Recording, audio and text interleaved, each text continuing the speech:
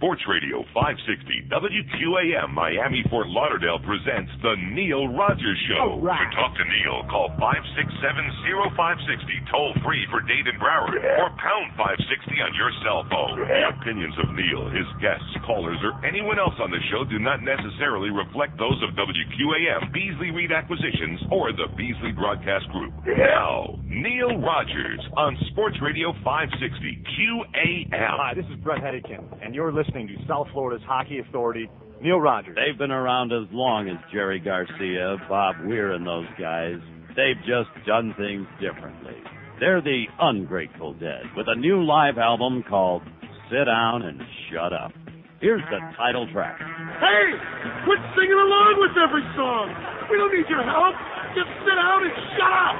20 years of the Ungrateful Dead at their best, live. Why do you stupid people follow us everywhere? We play the same shit every night. Get a life. Get a record player. Call now and get this never-before-released bonus cut. Security, throw these jerks out. Sit down and shut up. New from the Ungrateful Dead. We came to make money, not to cater to you people. 10:02 at 560 WQM. What a great night at the Macarena last night. Everybody happy? Took those Ranger people. Too bad. What did I tell you? You should go with me, man. I'm the money expert. Am I the money expert? No, I know nothing about it. But what did I tell you? 5-2 final score yesterday. Was it 5-2? No. No, but it was 3-0. Isn't 3-0 the same as 5-2? A 3-goal victory? Not the same? Uh-huh. Yeah, only 3-0 is better because it's a shutout for the great Mike Vernon. Nice going there, Mike. And a pretty good crowd last night, too. 17,000 and some odd. 17,747. Not too bad for us. Anyway, here on the front page of the newspaper, let's resolve this. Yeah, let's take care of business right off the bat before we get into all the other good stuff. Holocaust. German asks Israel to forgive. No. German President Johannes Rau adjusts his yarmulke Wednesday. Yeah, he's wearing a beanie. During a visit to the Holocaust Memorial in Jerusalem, Rau, on a 6-day visit to the Middle East, also addressed Israel's parliament, asking lawmakers to forgive his nation for the Holocaust. No. No. The answer is no. Do we forgive? No. No. It's a beautiful country, though, Germany. In fact, I wish I were there right now. I wish I were in Cologne having one of those bratwurst, or in Berlin on the Kudamm, the Kurfürstendamm. It's a beautiful country. In fact, I also would love to see Frankfurt and Hamburg and Munich, München. They're munching on it right now over there. But do we forgive? No. No, you're still a bunch of Nazis. And, of course, the Austrians, forget about them altogether. So we had a very interesting night last night. About 50 million different people came by to see me, including some stock market people, which I appreciate, got their business cards. Had my meeting yesterday with my stock guy who basically said, yeah, that's basically what he said. And seriously, he bada beep, bada boop, bada bop. Yeah. You're screwed is really what he said. He didn't say it in those words, and when I walked out of there, he assumes that I'm very happy. Am I very happy? No. No, but there's nothing I can do about it. And then I had one guy, an elderly, well, not elderly, but like a middle-aged guy, comes up to me who sat on the board of the New York Stock Exchange, he says, for 17 years, something like that. And gave me a little lecture. He's a very nice man, but he lectured me, and he was right, because when it comes to, I mean, most people, when it comes to finance, we're morons. Most people know nothing about options and, long and short. I know short, long I don't know. Seriously, most people know little or nothing about the stock market, about investing, about anything having to do with money, with finance. So and I'm not one of these people that comes on the air and brags and makes up stories about what a genius I am. And, I made this in this mark. And, somebody feel like people that go to the track. I don't want to mention any names, but we have some people on this station who never, ever lose at the track. You know what I'm saying? Every time they go to the track, had a big killing. Every time they make their illegal bets on ball games, had a great day. They never lose. I've never met such a person in my life, ever. And I've been going to the track for 40 years.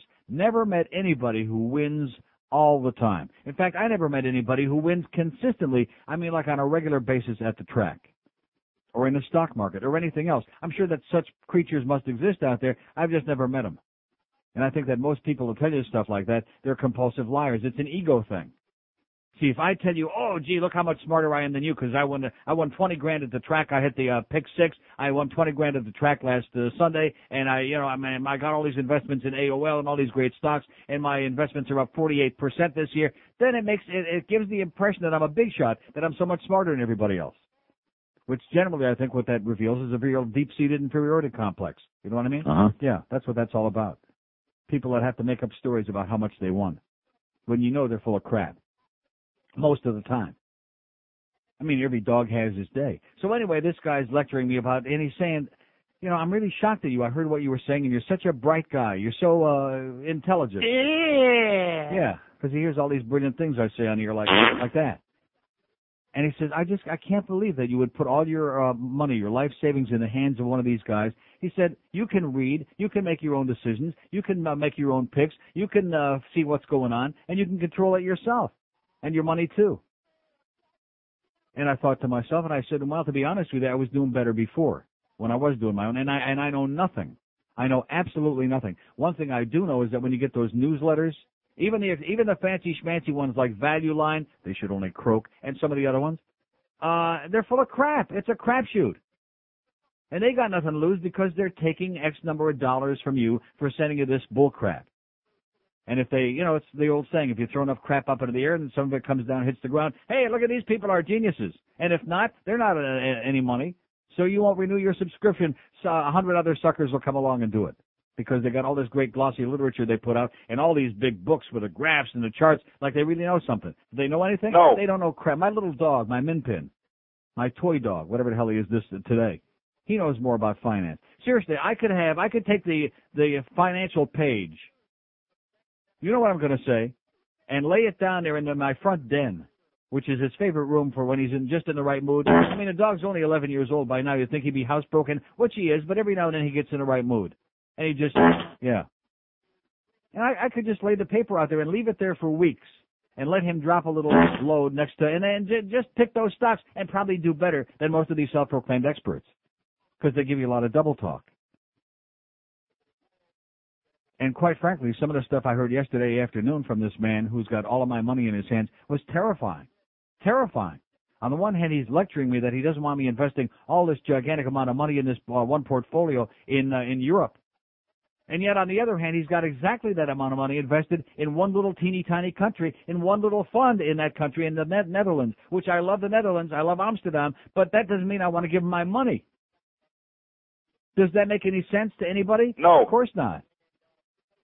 Does the economy of the Netherlands compare to England and Germany and France and No. and Switzerland? Of course not. Schwartz? No. So anyway, to make a long story short, this guy came by and chastised me, and I accept his chastisement like a man. He slapped me around the face a couple of times and gave me some Aquavelva and said, hey, here you go, and it felt really good.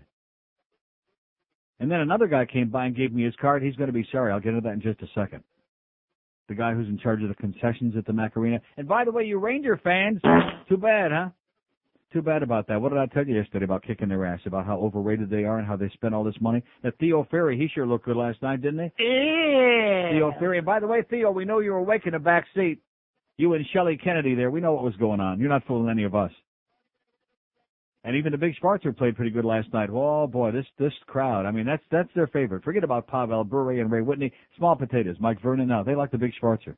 That's what gets that crowd on their feet. And like I've told you before, white people, they love having a big black guy named whatever it is to go out there and beat the crap out of whoever they don't like. They love that. They don't want them necessarily living in the same hood, but nevertheless, they like seeing that. 9 minutes past 10 at 560 WQAM. No portion of this broadcast may be reproduced without the express written permission of WQAM Beasley Reed Acquisition Corp. Gordon gives South Florida a major blowjob. And now it's time for another edition of the unpublished works of Dr. Seuss. Today's selection, Horton Hears a Hoe. Horny Horton hears a hoe, calling to him, have you got money to blow? Why, yes, Horton said, quickly sporting a pole. There's 100 in my bucket and it's burning a hole. I'll take off my clothes if you give me your cash. And Horton got excited as she exposed her bare essentials. Then Horton did mount her, and boy was he glad when she screamed, "You're the biggest Horton I've ever had." When Horton was done, he smiled and sat for a smoke. But the hoe started laughing. Horton said, "What's the joke?" Then the hoe turned around, and Horton looked and got sick, because this hoe, like Horton, had a big, hairy chest. That was another selection from the unpublished works of Dr. Seuss. 10:14, you're welcome at 560. Have a good day. So anyway, the good news is that Bruce Beasley, one of our head honchos from Naples, is going to be in the building today. That's the rumor that we're hearing. Idiotic. Exactly. But before I get into this thing about Salvatore J. Ferrulo, who's the general manager of Boston Concessions Group, which provides you with that great food at the Macarena, that great reasonably priced only $50 food at the Macarena, who came up to me and offered me his card in a guided tour of the entire food operation in the arena. In the buried in the back of the sports section this morning is kind of an interesting article as we continue following the Cecil Collins watch. I guess you missed this, Josie Lambeat, over there in the Sun Sentinel. It's in your newspaper. Second Collins allegation revealed. And I just read this today for the benefit of those people who continue attempting to make up these stories about, well, he had this ongoing sexual relationship with his Tina Nolte broad. The same morning, then Dolphin running back Cecil Collins was arrested for climbing through a neighbor's window. Another woman complained to authorities about his unwelcome advances, according to a court document filed yesterday. According to the document, the unidentified woman said she was driving eastbound on Interstate 595 when Collins began pursuing her and tried repeatedly to get her to stop her car. The incident allegedly occurred around 5:10 in the morning on December 16, just minutes before police say Collins climbed through the window to neighbor Tina Nolte's apartment in Palm Trace Landings apartment complex. Are you starting to get this picture? Like somebody on the station said, he wanted to dip his wick. He was a little bit horny. I mean, this is amazing. When the unidentified driver exited at the Pine Island Road exit ramp, Collins stopped his car in front of hers, then caught up to her at the red light and asked her to just spend 5 minutes with me, the document says. That's all I need. Yeah. Squirt. When she asked why, he responded, "Because you're so pretty," and identified himself as Cecil Collins, the document says. Prosecutor Dan Luzzi filed the document as evidence of other crimes. The filing comes on the heels of the revelation by several statements collected by Collins' attorney, Fred Haddad. One of the statements was taken from a neighbor who said she saw Collins enter Nolte's apartment several times before Collins was arrested. Several other statements came from Dolphin teammates who said Collins had bragged about a relationship with a neighbor. Which, of course, that's real unusual when guys, jocks especially, brag about all these fantasies that they have. Collins remains in the Broward County Jail. Oh! Nolte has said her prior relationship with Collins consisted of him harassing her for dates at the gym of the apartment complex. The prosecutor has filed documents that allege Collins exposed his sexual organs to 2 other women in the complex, at the pool and in the gym. End of article, but of course we also don't want to forget his prior record in Louisiana, where he got kicked out of school for similar incidents. So when Cecil gets horny, evidently, if we believe these stories, and I have no reason not to, when he gets horny, he just cruises around and finds some bitch that looks pretty good to him, and then pulls her over, or pulls her under, or pulls it out. He's got to have it. He'd be having it. He wants to dip that week. Don't you be understanding that? He wants to dip it. Maybe it's just snuff that he wants to dip, because that's what she told him. That's snuff, Cecil. And he still didn't get the goddamn message. He said, how you be spelling that? Oh, how sad. How really pathetic. So anyway, this guy comes over to me. A bad mistake, by the way, Salvatore. I mean, he seemed like a guy who never stole a freight train. Seemed like a reasonable human being. I'm sitting there minding my own business in between periods, and like many other people, this guy comes over, shakes my hand, and extends his card. It says National Car Rental Center, the center of it all. He's the general manager of Boston Concessions Group, Inc., and I told him, I said, I'll be glad to go on your tour. I'll take advantage of the, one of these days, whenever you want. But I said, all I hear is a lot of complaints. I said, how about like the Air Canada Center up there in Toronto, where the food would have a great selection. They got cheeseburgers and all, really good stuff, out there in the hallways for you to have in between periods and during the game and after you celebrate another loss or whatever. And he says, you're right. They really do a good job up there. And of course, my immediate reaction is, well, how come you guys can't do the same thing? Why is the food so freaking bad? Why is the selection so much less than it was last year? And why are the prices so goddamn outrageous? Only $50. There are people seriously on death row for lesser crimes than the gouging that goes on there. for a soda, for a beer, for a goddamn stale, crappy sandwich, for swill. And this man, and I'll be willing to listen. Maybe there are people out there that have wonderful experiences that love the food there at the Macarena. The pizza blows.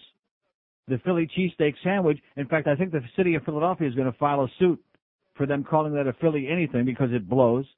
Garbage. Dreck. I'm trying to think of some of the other stuff that I sampled because John generally gets some food there, which last time he was at the hospital at 3 in the morning and his appendix had to be taken out, which I'm sure was just a coincidence. But just one of these things where, again, maybe I'm just having bad experiences, like my experiences with dark folks in my life. Maybe it's just me. Maybe I'm making up my own, I'm drawing conclusions that are incorrect just based on bad personal experience.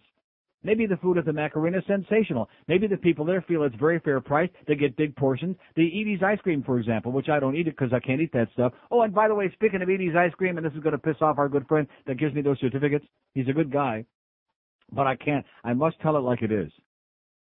The sugar, no sugar added, fat-free, no sugar added. You following me? Edie's is the only one. And by the way, they only make it in those big half gallons. Guess what they replaced the sugar with? Something that ends in a tall. There you go. Nice going, George. Maltitol. Just 1/2 a step away from sorbitol, even though 40 times more powerful. Woo-wee. Let me tell you. One thing about that Edie's, no sugar added. It'll make you I mean, that'll tear your guts out like you wouldn't believe. You'll be schmitting your brains for hours. So just a word of caution, okay? I know the Edie's guy is going to be unhappy with me, but I'm just telling it the way it is. Maltitol. Any product that you get where the sugar has been replaced by something else, just take a look at the label, and if it ends in an OL, like sorbitol or maltitol or xylitol, crapitol, crap it all out, Washington Capitals, stay the hell away. So anyway, the Edie's ice cream over there, they've cut down the selection of flavors, which I think is like a very pedestrian chocolate and vanilla is all they got. And the sizes, for the same amount they were charging last year or even more, the size is all of a sudden diminished. It's the law of diminishing return. They give you a little teeny tiny one, which quite frankly I'll pass on that. I've already got one, thank you. So that's my comment to Salvador Ferrulo, and I did tell him, I said I heard nothing but a lot of complaints. I wasn't going to get into a big screaming match with him there, but the fact is that I'll listen. Maybe we got some people that would like to vent so I can pass them along to Salvatore because he obviously does listen to the show because he may mention the fact that he heard some of my comments, and I hope that he's listening right now because your food blows, Salvatore, and if you do know about the great food at the Air Canada Center, why can't you replicate it? See, this is one of the things that they're always telling us. And I had a great time there last night because I had my diet soda. Did I eat any of the food? No. No, absolutely not. Oh, I take that back. I did eat 2 of the onion rings that John bought with his whatever that gross-looking pizza was that he bought. I ate 2 of the onion rings, and all I can say, Salvatore, they sucked. Really, seriously, Burger King has got better onion rings. They probably got the worst onion rings I've ever had in my life. They're better than the onion rings at the Macarena. The worst. You know who used to have great onion rings? Wov's. Oh, you're going to start that again? I remember Wov's onion rings. Oh. They were great. Big and huge and crisp and freshly made. Right. Still not good for you because they were deep fried, which is poison, but nevertheless, if you're willing to poison yourself on something that at least it should taste good. You follow my philosophy? If you're going to kill yourself and eat something that you know is harmful, at least let it be good as opposed to a bunch of crap. Oh, he's back on that Edie's again? Yeah, a bunch of crap. I'm telling you, that just tore my... In fact, I'm going to say this to you. If you're going to have any of those tests done when I had my IBS for those 6 weeks, where they have to clean you out, instead of drinking that awful tasting stuff that they give you, my recommendation is just go out and get a 1/2 gallon of Edie's no sugar added fat-free ice cream. And I promise you that you will do a 50 times better job. Now, allow yourself several hours in it of throne time, because I'm going to tell you it'll clean out things that you never even know you ingested into your body from years ago. You'll be a clean machine. There'll be no Hershey in that highway, I guarantee you that, when you get done eliminating. Here's a mobile in Miami. Hello. Our first call of the day. A mobile in Miami. How you doing, Neil? Okay, sir. Well, a couple of comments. First of all the food at every arena and stadium in Miami sucks. Okay, that's the first thing. I don't even need to talk about that. Right. Second of all, Cecil's a scumbag. And number three, I got a question.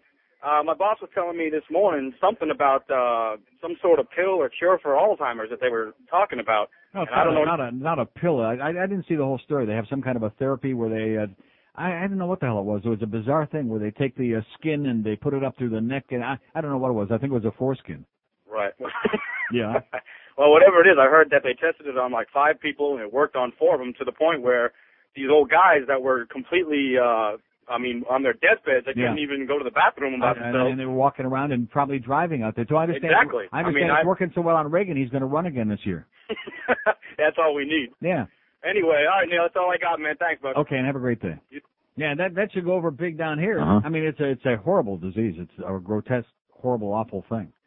No, seriously, it really is.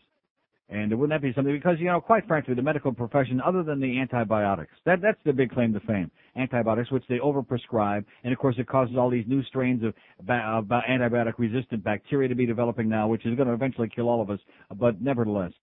But look at what a piss-poor job they've done with cancer. In fact, if you look at the obituaries, which I do every day, one in particular I'm looking for, I still haven't seen yet. But if you look in the obituaries, you'll notice that a lot of these people, like these young people, like Oliver, the singer I talked about yesterday, 54 years old, dead. What did he die from? Cancer. Now, yes, they have made some advances with prostate cancer and with certain kinds of cancer, but they're pretty weak. Common cold, can they cure the common cold? No. They got that new pill coming out that's supposedly going to lessen the impact of a couple of days, but they still can't do anything about that. So not only are you a bunch of butchers out there in the medical profession, but you've done a really piss-poor job with all the money, the billions that are spent on research. They've really done a horrendous job of eliminating all of these things. But Alzheimer's, that would be great. That would be wonderful. And then we can all live to 150 and don't have to be walking around all day going like that. 26 after 10 at 560 WQAM. Let's hear about that food at the Macarena. Let's hear all the comments. Let's hear all the great praise that you'd like to heap. As in a heap of crap. QAM drops the green flag. Motorsports Saturday mornings at 6 with Joe Costello. All right. Here on Sports Radio 560 QAM. Hi, this is Larry King, and they don't come any better than Neil Rogers. It's new from D's Discount Productions. Yes, potential car thieves, be on notice. You will now be thrown back from any car you try to steal with the piercing sound of the all-new Macarena alarm. Yes, a Macarena alarm. Get yours today.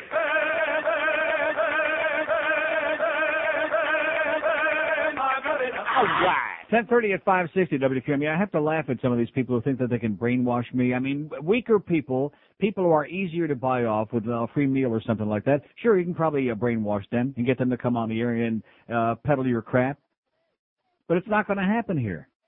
Just like Hank's always talking about the crappy food at Joe Robbie Stadium, which he's absolutely right, the stadium formerly called. And he's also right about the fact that Calder Racetrack is about the only sporting place, pari-mutuel or other place, where the food is really outstanding. Always has been through the years. Consistently good. Most of the other places, crap. I mean garbage. Weak. And why is that? It's overpriced. I don't understand. I mean, I realize that these people aren't in the restaurant business per se. But when they give the concession out, and there's a lot of money involved, as you know, all this bidding that goes on in the wars. I mean, the people who do get the concession, they are supposedly in the food business. That's what they're doing. They're not out there driving a Zamboni. They're not keeping the ice cold. They're not out there massaging the players' backs. What their business is supposed to be is the goddamn food business.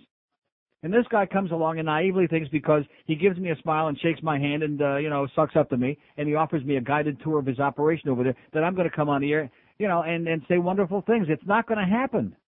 And I'm sure that there must be exclusive restaurants in there that most of the rest of us peons can't get to, which is what he's going to show me. That's fine. But the average schmuck out there who's paying $60 for a seat, by the way, in my section, and you're right, you folks, you're absolutely right. I mean, it does break my heart that we couldn't even sell out a game like last night because it was a great game, a good time was had by all. But $60 for a that's $1 a minute.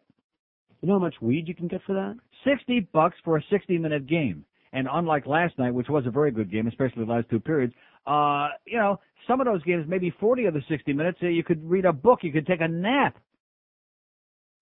$60, and then to top it off by insulting the public. See, you just don't get it. And just like this coming Monday, when they're going to have that game in the afternoon, 3 in the afternoon, most of you people out there are going to have to work on Monday. Uh-huh. I'm going to have to work on Monday and have to race the hell out of here and fly the hell up there and go see that game. Stupid, idiotic, like that thing says. Idiotic. Exactly. They just don't get it. And I have more people that come to me. I mean, what am I going to do about it? Come and cry and whine to me about they call the box office and they try to buy tickets and they try to add to their season tickets and nobody calls them back. I never heard of such a thing. Here are people that are always crying. We can't sell the place out. We want your money. Wayne needs to make a couple of more billion before he ditches this thing. And you want to give them your money, they still don't want to take it. Here's a mobile and Hobe sound. Hello. Neil, welcome back. Yes, sir. Listen, I think ESPN's trying to do a little different thing on TV last time I was watching the game. Yeah. And they had their direction was on for about the first 10 minutes. The overtalk, the guys that are doing the TV and everything, mm-hmm. You can hear them all talking about the shots and what to do, and some of it was things you can't even say. Really? Oh, yeah. Yeah, I was surprised. It was so like I've always said, if it's a sporting thing, you can say all those words on the air, then it's okay. Even though, of course, there's a lot of kids watching those sporting things, but then it's okay. Well, obviously that's your FCC hard at work again. Obviously, they didn't know they were on the air because they were doing the countdown. Well, how could they not know they were on the air? Of course they knew they were on the air.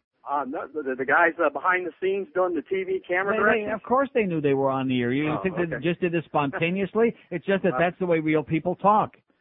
Oh, well, it came down about 9 minutes.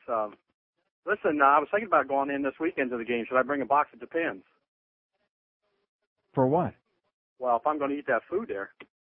It all depends on what you eat. Okay, have a great time, pal. No, eat before you come there. That's my suggestion. Go over there, see Geldy at the Hard Rock Cafe, or go over there to Legal Seafood right across the street in the Oasis of the Sawgrass, which is outstanding, one of our fine sponsors, and then sensational food. Because if you're going to expect to get edible food in that place, and in addition to which, of course, then it's the prospect of seeing all these people getting up and down and schlepping all over food. And you know something, if it was decent food and it was priced fairly, it wouldn't bother me that much. But watching all these people squeezing back and forth and jumping all around, and of course on a weeknight especially, I understand that because a lot of people come from work. That's why most places you'll find on weeknights a late arriving crowd like we usually have because people have to drive through all the traffic. They have to come from work. Maybe they go home. They do this. They take a shower. They take a crap, whatever they're doing. And then they have to run in the car and throw the whole family in there and zip up to wherever the hell they're going. So, Mr. Ferrulo, I would like to suggest to you with all due respect that your food stinks, that it needs a complete overhaul. The selection is minimal at best. The prices are ridiculous. Like I said, gouging would be a compliment to you, sir, Mr. Ferrulo. And quite frankly, I think you're in the wrong business. No, he's the general manager of Boston Concessions Group. Their food sucks. It's plain and simple. And I never would have brought this up today except for the fact that this guy made me this offer and gave me his business card, which I have right in front of me here. His name is Salvatore J. Ferrulo. And the phone number, by the way, if you'd like to complain at his office at, Well, he gave me the card. He's got a fax number, a phone number right there at the 1 Panther Parkway in the Inta Center. Phone number, it's 954-835-7901. And the fax number is 954-835-7908 if you'd like to fax him your comments on the delectable food, the great choices and the delicious food at the Macarena. And, of course, those great only $50 prices, too. Here's a mobile in Palm Beach. Hello. Neil God. Yes, sir. Great game. It was great. It was great. Even though I am a Leach fan, I played on the same ice up in Connecticut with them. Another thing, the food thing. You're right. It sucks. But I had the corned beef last night. I don't think you're a big fan of corned beef, but I had corned beef up in club level. It was pretty good last night. Up in club level? Yeah, well, that's fine. You can't get corned beef down with even in my level. Next time I'm there, I'll make sure I'll bring you some corned beef. I don't want corned beef. It's full of fat. How much was it? Yeah, how much was the corned beef sandwich? It was a thick sandwich, but it was an $8 sandwich. $8. $8 for a corned beef sandwich. You're right, yeah. You could buy the whole goddamn beef. You could buy the whole cow for less than that. Yeah, I'm out of material, but I had to tell you that. Okay, thanks for the good news. Glad you had a good time. Up at the club level. Well, excuse me. 5670560, pound 5. Don't bring me no corn. Don't bring me no food, okay? Do not bring me any food at the Macarena. Now, a guy did come by last night and brought me one of these detail guys. Works for the, he's a pill pusher. And he brought me some stuff for IBS, which I'm not taking at the moment because I don't have any IBS at the moment because I've only been back in this place for 2 days and 1 hour. But I'm sure that once Bruce Beasley come in the building, he'll be sure and put the BS back in my IBS because that's what the Beasley stands for, is BS. Oh, I shouldn't have said that because we want to be quiet about that. Yeah, I did look in the paper this morning. Yeah. Woo! Nice going, George. We're the ones with the brains in this family, I'll tell you that. Don't do it. 5670560, pound 560 on the AT&T line. Out of town line is waiting on you, 877-785-6345. By the way, I noticed that Gary Bauer endorsed John McCain. I think there's a little message in that.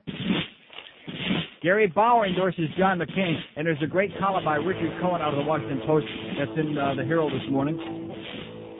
I think this is the Herald, one of our crappy papers. Bush races to the extreme right. So isn't it wonderful that the Republican Party again is offering up not two, but three candidates, all of whom are as far to the right as you can possibly get without putting a little mustache on. 21 before 11 at 560 WQAM. Lick it and stick it. I broke in through her bedroom window at 5 a.m. to dip my wig. And what I did, I knew was criminal, but that ain't nothing new if you play for the fish.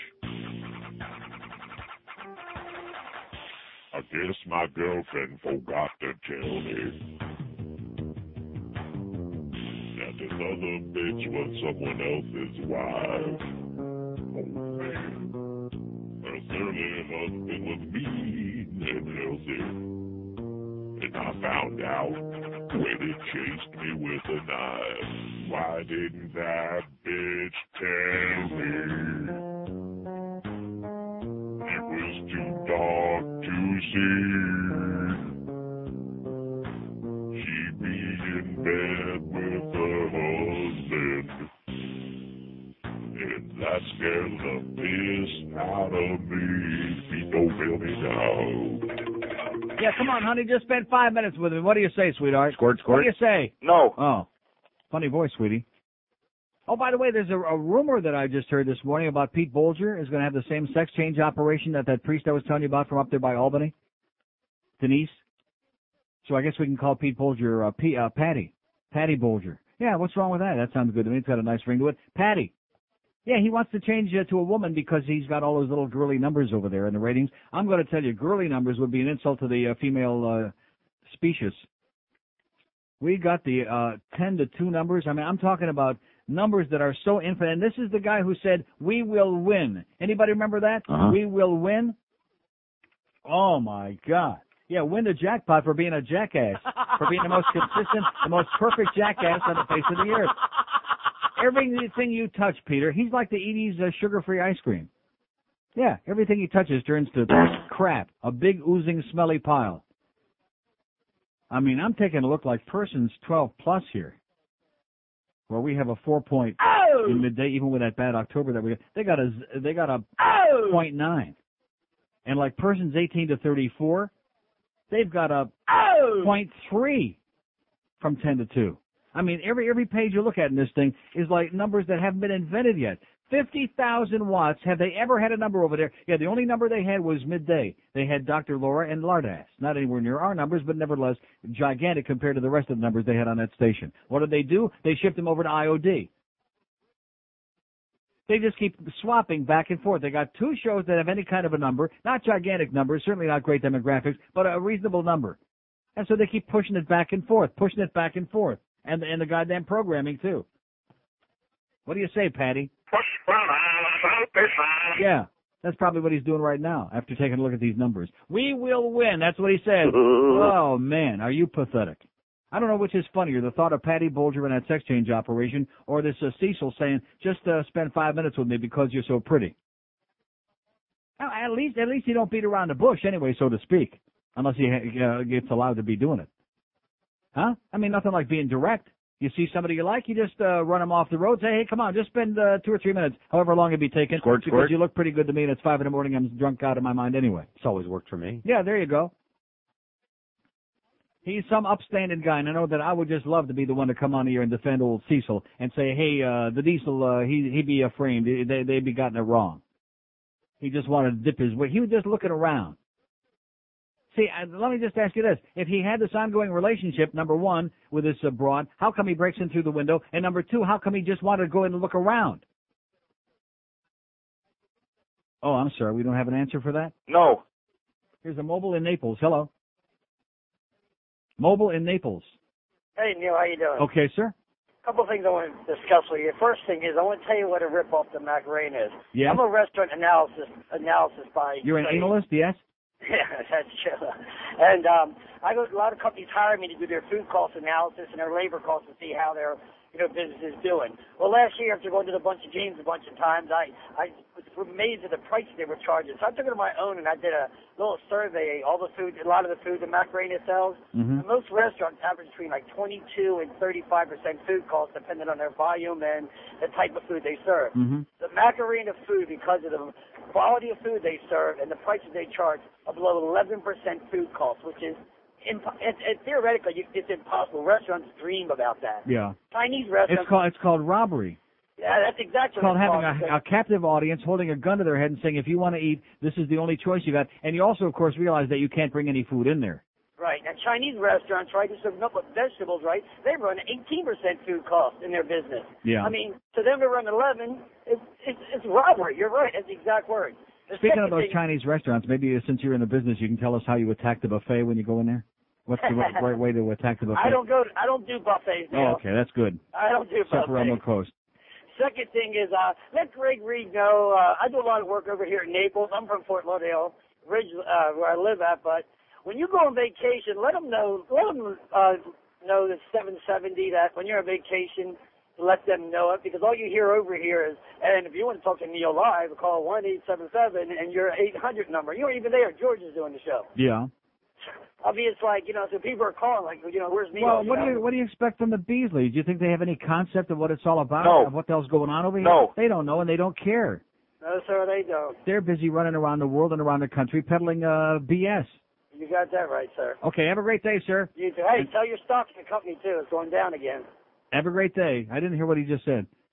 567-0560, pound 560 on the AT&T wireless line. We got an open line on the out-of-town line, 877-785-6345. I guess I must be in the minority. It must only be me. I mean, I'm not looking for people to suck up. If you disagree, if I'm wrong, let's hear about all the good food, like the guy with his corned beef sandwich that said for only $25, it wasn't too bad of a deal for $62 plus tax. That's what he said. He said, what's my beef? Here's Miami. Hello. Miami. Yeah. Hey, Neil. Yes, sir. I'm not here to defend Cecil because I don't condone none of that. That's just garbage. But some of the views that you give sometimes, man, makes me think that I wouldn't want to ask this question, but I'm just thinking, since you're a self-professed man of knowledge, that you wouldn't be a racist or a negrophobe, would you? A negrophobe? Or a racist? What is a negrophobe? Well, that's kind of like the fear of like black people or whatever. You hold these type of subtle psychological insecurities. Am I afraid of certain black people? You bet your sweet ass, my friend. You bet. Oh, really? Yes. Well, what about dangerous-looking black people? You bet. Okay, like big black guys with a mean look in their face with red bloodshot eyes like 2 a.m. If you're at the ATM trying to take $20 out, you bet I'm terrified. And so they're the only types of individuals that hang in these areas, huh? I didn't. How are you? Wait a minute. Did I just say that? It's amazing that the words that I just said, all of a sudden you managed to read that into that. That's not what I said. You asked me if I was afraid of any black people, and I said yes. See, I'm not a bullcrap artist, sir. I'm not going to sit here and pretend to be something that I'm not. I'm a human being, and I do have fears of certain. I don't fear too much, but I do fear dangerous-looking people. And what about me, like Martin Luther King? You call him Martin Luther Coon. Do you think that really? I mean, that's fair. Do you have any sense of humor, sir? What difference does it make? It's a joke. It's a joke. Okay. Well, some people. I mean, we, especially being a minority, one of those Negroes. And don't I also use the word faggot a lot? Well, that's your real world. You can deal with that. I see. It's my real world, but coon world is not my real world. I don't know.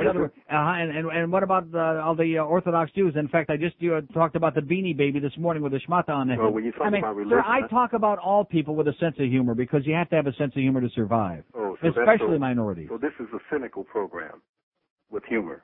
It's cynical? Why does it have to be cynical with humor? Well, some of the comments are cynical. Like what? What comment have I ever made about black people, for example, that's untrue? What comment that you've ever made about black people that's untrue? Very simple question. Let me say it again. What comment have I ever made on this program that I said seriously without being obviously joking that was untrue? I don't know. I'm just sitting here just listening to the agenda over a period of time. To the agenda, the Cecil Collins story isn't important because he's... Okay, well, wait a minute, sir. The Cecil Collins story isn't relevant whether he's black or white. Does it make a difference what his skin color is? Well, apparently it does. Why? Because it seems to be there are not any other athletes of any of your ilk as far as skin pigment is concerned that hasn't done something either similar or worse that you don't seem to hyperbolize every day in your program. First of all, it ain't going on right now on the program. How about Steve Howe? How about Bobby Cox, who beats his wife? We've talked about that. But how about bringing them up again in this because they're not because there isn't a story in the news about them today, sir. The Cecil Collins story is in the newspaper today. Oh, so you got some Negrophobes in the Sun Sentinel. And some in other words, if a black person does something bad, or if there's an ongoing case that's being covered in the media, and there's a new development in it, and even though it's buried way in the back inside page of the sports section, it's a negrophobe. Sir, you're an idiot. I don't have time for idiots. You're a professional coon. I don't have time for professional ethnics, professional fill in the blank, whatever blank it is. I've told you a billion times before. It's very simple, and you want to make it complicated. I deal with people as individual human beings. If it's all that important to you that you're black, that you're white, that you're Jewish, that you're Cuban, I don't have time for you, okay? Don't waste my time. I don't live in that kind of a world. It's crap. It's like the bull crap about blood is thicker than water. That's another pile of crap.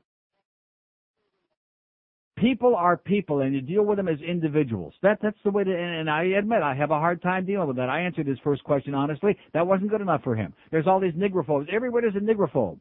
Everywhere this guy looks, under the bed, on the ceiling, over in the ATM line, there's negrophobes all around. Everybody's out to get him because he'd be a Negro, which quite frankly I haven't heard that word in a long time. I prefer the word coon to Negro because quite frankly, at least it's a little bit amusing. Negro sounds like, I don't know, Little Black Sambo or something like that to me. Yeah, like Stephen Fetchit, Negro. That was a very demeaning term. Blacks, it seemed. I mean, blacks was a term that was okay for a while. Then we had to go into African American. Every decade we have to come up with some new term. Why? I have no idea. I guess because it keeps those people in their place, and that's what our society is all about. Which, if this guy would have wanted to talk about that, I'd be glad to agree with him on that because that's true. Although I do notice the governor now. Governor softened stance on one Florida. You see. The Bushmeister, the only thing in the world that I agree with him about is ending affirmative action. But because of the fact that it's politically incorrect and he took a lot of heat, now all of a sudden he's backing away. Real weak at the knees, just like his brother. Although at least the brother, he don't have to back away from any positions because he doesn't have any. He doesn't stand for anything. 567-0560, pound 560 here on the Racist Neil Rogers Show. I am so sick and tired of hearing that crap.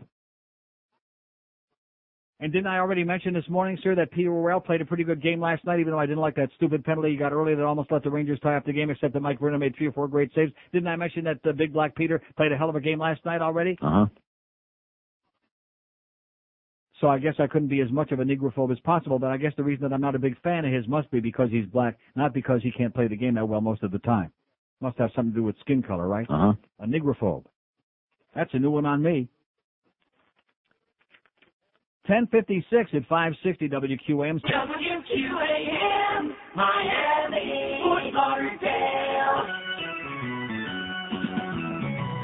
Last week, I did the craziest thing. I flew to Oakland to learn Ebonics. And then I hit the street to go check out my style. And what happened was quite ironic.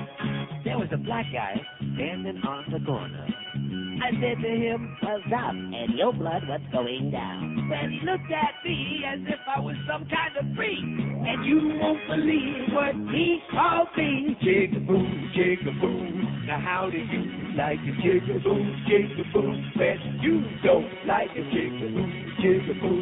The honky don't like a jigaboo, jigaboo, boo, boo. He said Ebonics ain't for you, and he pulled out a gun. I said, I'm just learning Ebonics 101. Then he aimed at me and said, here's lesson 102. As I lay there, I thought I was dying. Someone called the paramedics. I presume. Then another dude said, man, you pathetic honky fool. Use Ebonics again, and we'll begin send you. Jigaboo, jigaboo. Now how do you like a jigaboo, jigaboo? You don't like a jigaboo, jigaboo. The honky don't like a jigaboo, jigaboo, boo, boo. Jigaboo, jigaboo. Now how do you like a jigaboo, jigaboo? And you don't like a jigaboo, jigaboo. The honky don't like a jigaboo, jigaboo, boo, boo. Jigaboo, jigaboo. Now how do you like a jigaboo, jigaboo?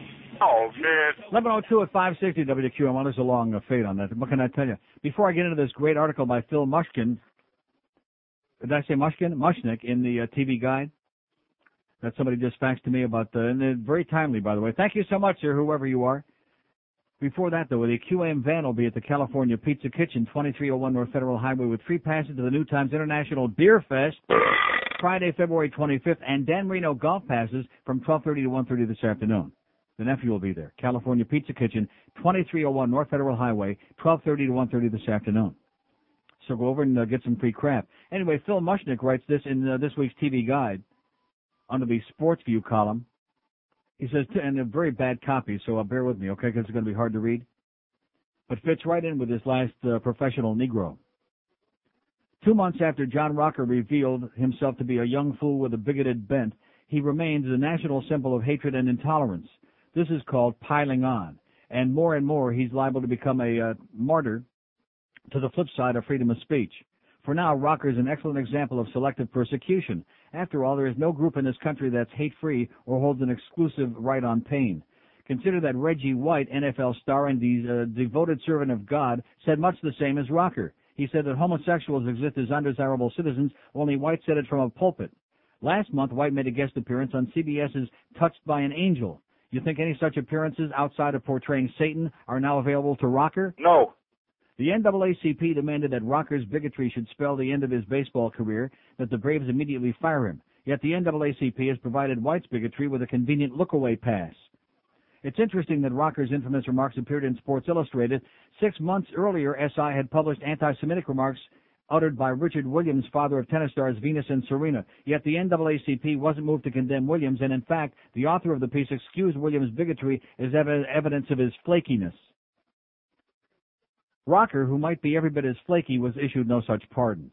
Braves legend and board member Henry Aaron has expressed how deeply offended he is by Rocker's across-the-board ethnocentricity, but where has Aaron been all these years while American Indians lobbied the Braves to cease their insensitive, stereotypical portrayals of Native Americans, especially tomahawk chop demonstrations? Major League Baseball is revised by look at the copy.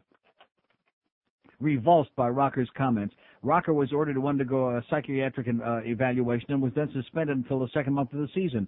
But where was Major League Baseball after any one of Braves owner Ted Turner's infamous bigoted statements? Or were these just evidence of Turner's flakiness? Enough already with Rocker. If equality is the goal, either everyone gets punished or nobody gets punished. Nice going there by Phil Mushnick in this week's TV Guide under Sports View. And that's exactly correct. And there are a lot of people, just like this caller before, you see, it's okay if black people want to be bigoted, that's all right. It's okay to be a black racist and talk about honkies and make all kinds of grotesque comments about every other minority. That's okay. About Jews and fags and this one and that one. Then it's okay. But if some asshole like redneck like John Rocker comes out and makes these comments, then we have to have a big song and a dance, and he's got to get suspended, and the NAACP and Jesse Jackson, they're all in there piling on. Bunch of bullcrap. You want to have it both ways. And let me say it again, no more affirmative action, no more bullcrap, okay? No more trying to force people to pay back for things that were done 300 years ago, 50 years ago, 100 years ago. No way. Get an education, get a brain, and stop whining and complaining to everybody else that everybody's picking on you, like a little kid in the schoolyard. 5670560, and this business about Cecil Collins, let me say it again. If he was as white as the fallen snow, what difference would it make? But there's some negrophobe in the media there that keeps printing these stories just because it happens to be going on.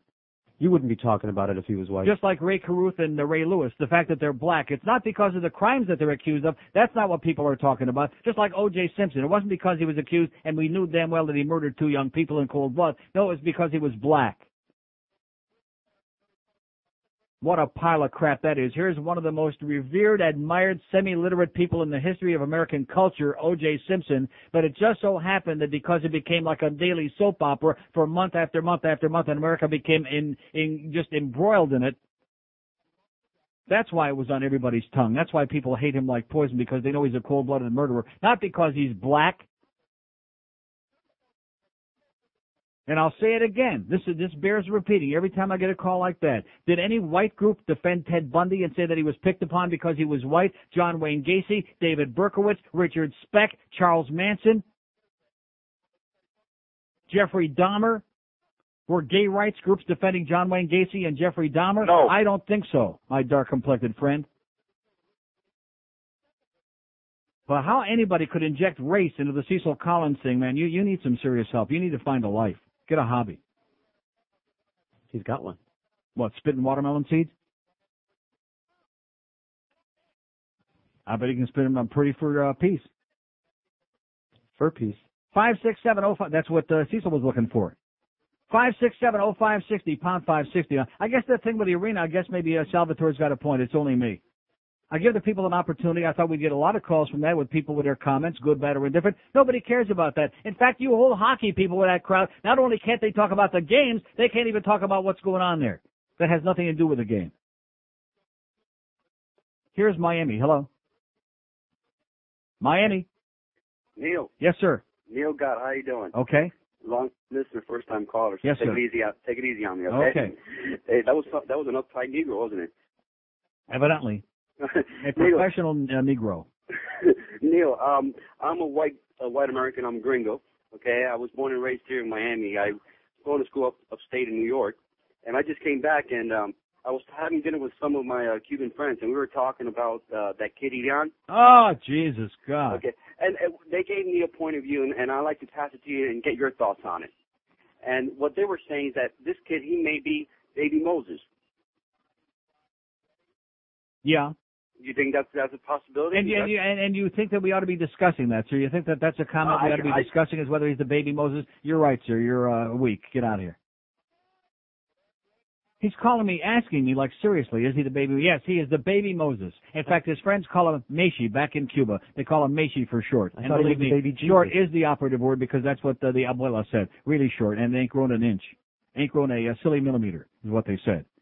And they squeezed it a couple times, and it started growing, and they said, better cut that out. Yeah, they made it grow. You know, I'm really sorry all my grandparents died before I was born. Yeah. Look at what I missed out on. What a shame you missed out. You could have looked at them through your evil eye. 9 minutes after 11 at 560 WQ. Joe Zagacki sucks, okay? Okay. Hello, I am a black female American, and I'm calling due to the fact that I am listening to 610 AM currently, and I do not appreciate the comments that are being made referring to black Americans. It is ridiculous that the way they are talking about people on welfare, because there are more white people on welfare in America than blacks. There's more white trash out there. They're not trying to get jobs. They just want to lay around and have babies from black people. And I would appreciate it if you would stop making those horrendous comments, because I am sick and tired of it, and I will call my lawyers. She will call her lawyer, by the way. It's 11:14 at 560 WQM. Special good morning to my good friend Salvatore J. Ferrulo, who's the general manager of Boston Concessions Group. And I don't care if you people out there in the audience are a bunch of pussies, because I'm always the guy that's got to come forward with the big balls and tell it like it is. The food at the arena sucks. It's overpriced. The portions are small. The choice is horrendous, and it's unacceptable, Salvatore. That's the answer to you that you're looking for, okay, sweetheart? With or without your guided tour. With or without your brainwashing and propaganda. Your food sucks. Here's a pig report on the alley. Hello. Gone? Okay, I guess he was just expected on us there, to, too. huh? Well, he was just on there, but I guess he expected us to, just drop everything and, drop the spots and our pants and just put them on right away. Sorry. Maybe they got him. Maybe they got him out there on the alley, huh? Woo! Yeah, I thought, what does that smell? Oh, that's right. Josh Friedman's in the building? Or maybe it's Bruce Beasley. 5670560, pound 560 on the AT&T wireless line. Well, you know, when you sleep in a dumpster all night, you don't wake up smelling too good in the morning. You know what I'm talking about? Uh-huh. I bet you do, Bruce. Here's Kendall. Hello. Kendall. This is going to be 2 in a row? Yes. Yes. Yes, sir? Yes, this is Manif.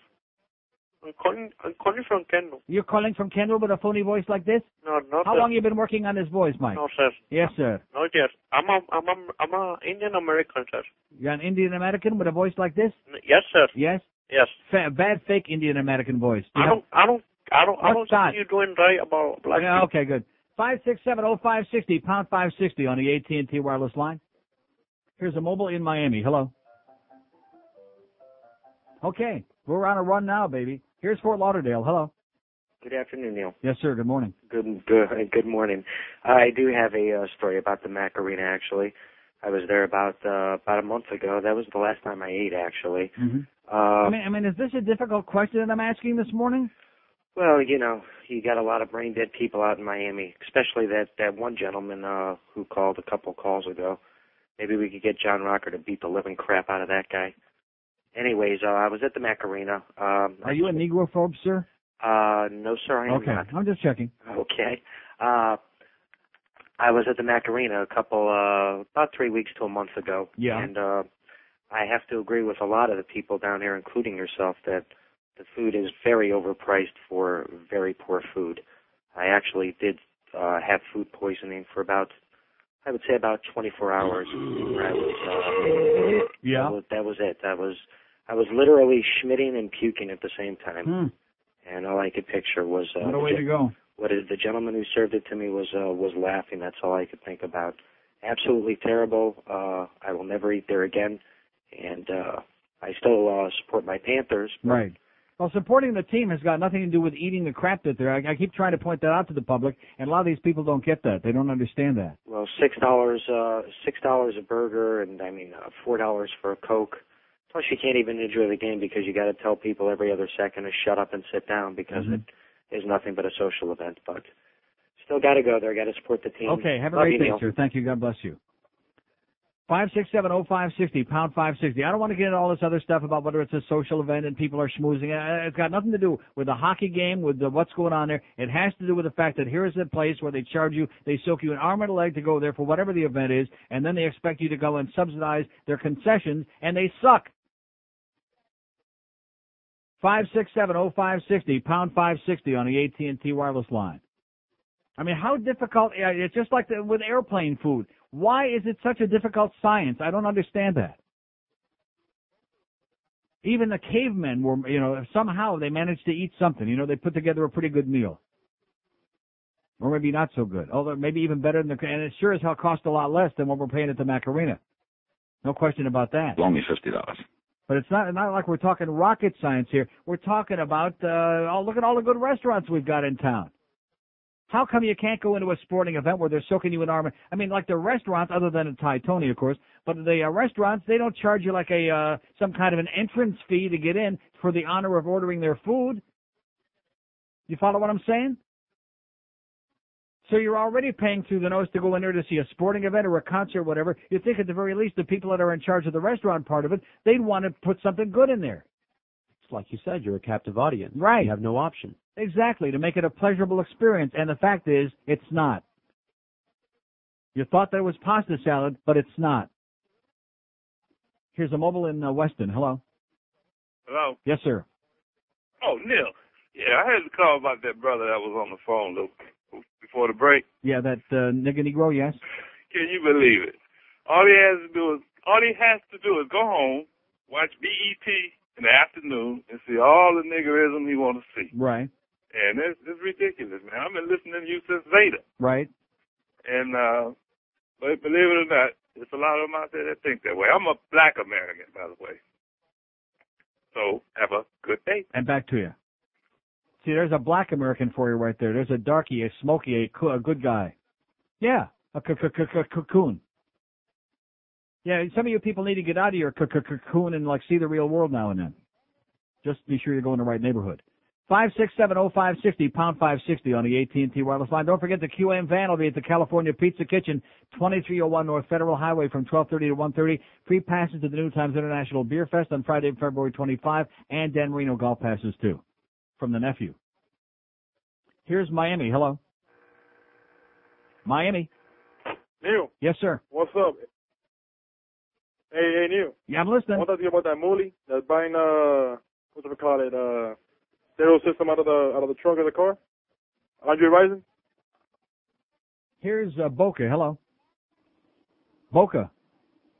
Neil. Have we lost contact with the audience all of a sudden? I mean, what's going on here this morning? Yes, sir. Hello, how are you? Okay. I called to tell you I concur. I think the food at the Mac Arena sucks, especially the hot dogs. You would think that that's the biggest selling food they have in there, that they would have a decent hot dog. I mean, how hard is it? I mean, why couldn't they get like Nathan's to come in there and set up? There are plenty of places where you see Nathan, and Nathan's make good hot dogs. They go into malls, you know. Like, right, in fact, there's a Nathan's right over there in the Sawgrass. Yep. Why couldn't they get Nathan's to come in and set up a hot dog thing there, or somebody that knows how to make food, as opposed to these Boston concessions people who all they do is present you with crap there. I mean, garbage. Have you been down to the American Airlines Arena? No, sir. Well, the hot dogs there aren't bad. But they do have a lot of yellow seats, empty yellow seats disguised as people. Yeah. That's all I got. Okay, thanks. Okay, he likes the weenies better there at Mickey's place. He likes when Mickey slips him the weenie. 5670560, pound 560 on the 18. And see, this is generally the attitude. Most people are complacent. They don't give a crap. They grumble about it. They don't care. Here's a guy that came to me and gave me his business card, and obviously is somewhat concerned over the comments that he heard on his show. And as a result of his coming over and giving me his business card, he inspired me to come on and go ballistic this morning, which I am. So as usual, I have to do the goddamn legwork and the mouthwork for the bunch of suckers out there that are willing to, cough up their hard-earned bucks for any kind of crap they're willing to get, any kind of slop they're willing to give you. I don't understand it. Why does it have to be slop? Why can't it be quality? Why can't it go? We're not expecting Chateaubriand. We're not expecting, some fancy schmancy gourmet meal. Unless, of course, you're one of those multimillionaires that's sitting up there in the section that the rest of us can't get to. See, he wants to give me a guided tour of all that highfalutin stuff up there. The rest of us can't get to it. And I don't want no free pass to go up there and be able to get to it. I'm not interested in that. I want to be right down there with the real schleppers where I belong. Especially after all those great stock tips from my guy over there, right, Wayne? Oh, I understand. It's bada-beep, bada-boop, bada-bop. Yeah, right. Okay, whatever you say. Whatever you say, sweetheart. You could almost smell the pile growing under his desk yesterday. Here's a mobile in Oakland Park. Hello. Hello. Yes, sir. Neil. Yes. Here's the interesting thing about Boston concessions. You know all those people that bring you the food and ring it all up? Yeah. They're not paid. What do you mean by that? Let me explain it to you. My son does this. If you have a nonprofit youth sports organization and you have kids that are over 16 years old, right? They go there and they work and they get 11% of what they sell goes to the organization. In other words, it's 100% write-off for Boston concessions, as opposed to if they pay people, it's only a percentage write-off. Those people aren't paid. Well, but there's a lot of adults there. Those aren't all teenagers working at the... Right. The coaches and the parents. There's two. In each concession, there are two paid people. I've heard this before. A manager and a guy in a cook's outfit. Yeah. That's it. A guy in a cook's outfit, yeah. My son was there last night. It was his fifth night doing it for a nonprofit hockey organization. Yeah. True story. None of those kids are paid, and none of the parents, except one manager, because they have to inventory everything at the beginning and inventory everything at the end, down to the individual cups and pieces. So this is like rubbing salt in your wound, because that makes it even worse that they're gouging you with these wild prices and they're not even really paying anybody a salary to work behind the counter. You got it. Nice. Same thing with Pro Player Park, by the way, because I was on a football board there and they wanted us to do the same thing. But the problem is you had to have a minimum of 18 parents. You ever try and get 18 parents down into Miami for 16 Sundays, including the Super Bowl if it comes here? You had to sign a contract. No. Plus, in Pro Player, you had to buy the uniforms from them, purchase. You had to buy the belts for $18. You had to buy the pants. It's starting to sound to me like an Amway scam, like a pyramid deal. Sure it is. Thanks for the good news, sir. All the money goes to Wayne. Okay. Have a good day. Then don't forget, just say No. to Boston Concessions. I don't think all the money does go to Wayne. I don't know how that works. Maybe somebody really does know how the deal is in the arena, how much of it goes to the county. How they slice up. Just like that pizza that they said, that crap that they pretend is pizza, they slice up the pie. How hard would it be, and with all due respect to Ponytail and all of our other good friends in the pizza business, but I mean, because he that's probably not within his grasp to do that, but why couldn't they have like Pizza Hut come in there? Do you know what I'm talking about? Less profit. Better food, less profit. Well, you know what? To your profit. That's why I don't eat your food in the Macarena, and I won't. Unless you want to improve it, put something good in there that maybe I could eat, that maybe was edible at a reasonable price. Seriously, that Philly cheesesteak sandwich I ate that a couple of weeks ago, I mean, give me a break. My dogs, both of them, who eat anything. I mean, there is nothing in the world that they won't eat. In fact, yeah. But I'm going to tell you, they would have turned their nose up at that thing. They would have laughed. They would have started wagging their tail and looked at me with that smile, like, "Are you shotting me? You think I'm going to eat this, Schmidt? No way, Jose." Philly cheesesteak sandwich, and this Salvatore Ferrulo brings me his card with a straight face. I mean, he seemed like a nice enough guy. I just happen to believe that if he's the general manager of this Boston Concessions and he's the one responsible for the stuff that they're putting out there at those prices, that maybe he's a nice guy who happens to be inept. You know what I'm saying? You follow what I'm talking about? Uh-huh. A nice guy who just don't get it. Or maybe he just doesn't have any taste buds. Maybe his taste buds were scraped off as a young man. Maybe he doesn't understand the severity of the swill that they're pumping out at those concession stands.